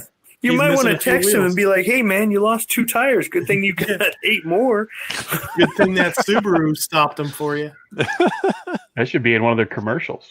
Yeah, that fucking car is trash, man. That shit is. Our tires are so indestructible, they can damage cars. Boom. I mean, it's a Subaru. The airbags both went off. Bang. He's lucky that shit didn't fucking just break his launched in neck. the air and just came down out of nowhere. It might have hit something or bounced off of something down the road. Dude, this guy is still in the car, though. He's so lucky that didn't hit him and, break his neck or something. Look how fucking that crushed killed him. Yeah. Well, now, here's the thing, though. It looks like the door was already open before it hit. So if the door was still closed, would it have crushed more or less because it has the support of the door? Yeah, probably less. Yeah, that's true. He would have been probably safer with the door, Yeah. He's like, I was no like, way. It's like, son of the bitch. And he's like, what the are you fucking kidding me? Boom. That was crazy. Yeah, man, don't mess with those military truck tires. Yeah, for sure. This shit's really sad. So a grandfather is dead 3 days after being punched outside of Starbucks. So this older guy in his 70s, I believe, was outside of a Starbucks. People were complaining about some loud music from a vehicle. He pointed out which car it was and asked them to turn their music down. So he's just an old timer, old guy bitching about somebody playing their music too fucking loud, which is, it happens every day. And young people are assholes. I was an asshole at one time too. So sometime during this dialogue, Kettner was punched to the ground, sustaining an injury to his head. He never regained consciousness. On Wednesday, 3 days later, he passed away. On Wednesday, 20-year-old River Bowman was out on bail in connection with the incident when he was rearrested on one charge of voluntary manslaughter. So they let him go, and then when he died, they rearrested him for manslaughter. So, what a shame. I mean, I know, some people are out there saying like, wow, he shouldn't have fucking stuck his nose in anybody's business, and he shouldn't have been bitching that these guys were having their music too loud. All right, but you know what? Old people bitch about stuff. Here's a fucking news flash for you. You know what? If you're doing something stupid, guess what? An old timer is going to bitch at you for doing something stupid. It's happened to all of us. We've all been young, and we've all had some old timer bitch at us for doing something stupid. And you know what? We're better off for it, because sometimes you need to tell somebody to tell you you're being an asshole. So this fucking scumbag, for punching this fucking dude, ended up killing him. I mean, it's fucking ridiculous. Is it a freak thing? Yeah. I'm sure he didn't mean to kill him. He probably meant to slap the shit out of him and teach him a lesson, whatever. I'm young and stupid, and I'm a tough guy. But, so this guy's life's ruined. This guy's life's over. And, what the hell? It's all for nothing. And he's got a face tattoo, so he's ready for jail. He's ready for prison. And I'm sure he's going to go away for a long time. Yeah, but he's thinking out there like he doesn't like to be told what to do or what to, or something like that, right? But now that he's going to go to prison, he's going to get told what to do, and people are going to do shit to him. And you know what? I'm sure I can only imagine that there's going to be a whole lot of guys in prison that aren't going to like the fact that a young guy killed somebody's grandpa. You know what I mean? Yeah, it's going to be like 69 years child old. molester, like a child molester, right? Child molester goes to jail. There's going to be prison guys, even though they're bad, they can be evil as heck, but they're going to say, "Hey, I have kids. That could have been my kid, so I'm going to teach you a lesson." That can happen to him too, because they could say, "Hey, I'm here in prison, but I love my grandfather, and what you did was wrong," and they're going to teach him a lesson. See, here's a fucking comment right here. Asshole. Mad Dog McMutt. Rest in peace, old man. He should have minded his business, because he would be alive today. His sense of entitlement got him killed. Damn shame. You're a fucking asshole, bro. Yeah, something tells me they don't have a positive role model in their house. They don't have they don't have a positive. They don't have discipline. There's a reason our dads kicked our asses and did other things that. Oh, that's so wrong. That's so insensitive. No, that's how you make them into a man, and that's why so many of these young kids don't respect any authority or anything else. And in today's society, it is so bad to try to teach your sons to have some respect. And in that process, maybe there is a little ass kicking, or there's some little bit of belittling or whatever. It's to teach your kids respect, humility, things like that, hard work. And in this day and age, between the school system and the family courts and just the media, it's an uphill battle as a parent to raise your kids with those sorts of values, because in the process of doing it, you're being told you're bad, you're evil, you're wrong, and it's just horse shit. So I'm thinking he ain't got a dad in his life, or he's got some sort of beta male for a dad. Yeah. This comment says, I mean, you may not like it, but who are you to tell somebody to turn their music down? You know what? Fucking, he's got a right to tell him, hey, you're being like we're saying, man. You know what? If you're being an asshole, somebody should tell you you're being an asshole. It's good for you, and you know what? That's how you learn. We've all done dumb shit when we're young. I mean, I've done dumb shit, and I've been told about it. I got called out on it. I got punished for it, whatever. And you know what? It's not always by your parents. Sometimes it's from somebody else in society, somebody else in in your town, and somebody else that's, you see, and that's maybe that's the bigger problem, is that people don't interject a little bit more when it comes to things that are right and wrong. It's like, hey, what are you doing there, bro? It's not acceptable. I don't know. It just drives me nuts. I hate to see senseless, just stupid, senseless violence. And that poor guy's family, gotta watch this fucking. Did you say it drives these nuts? Yeah, it drives these nuts. Hey, Black, I think I'm going to call it a night. I'm going to take off. we're going to call it a night here too. That was the last one I had. So, all right.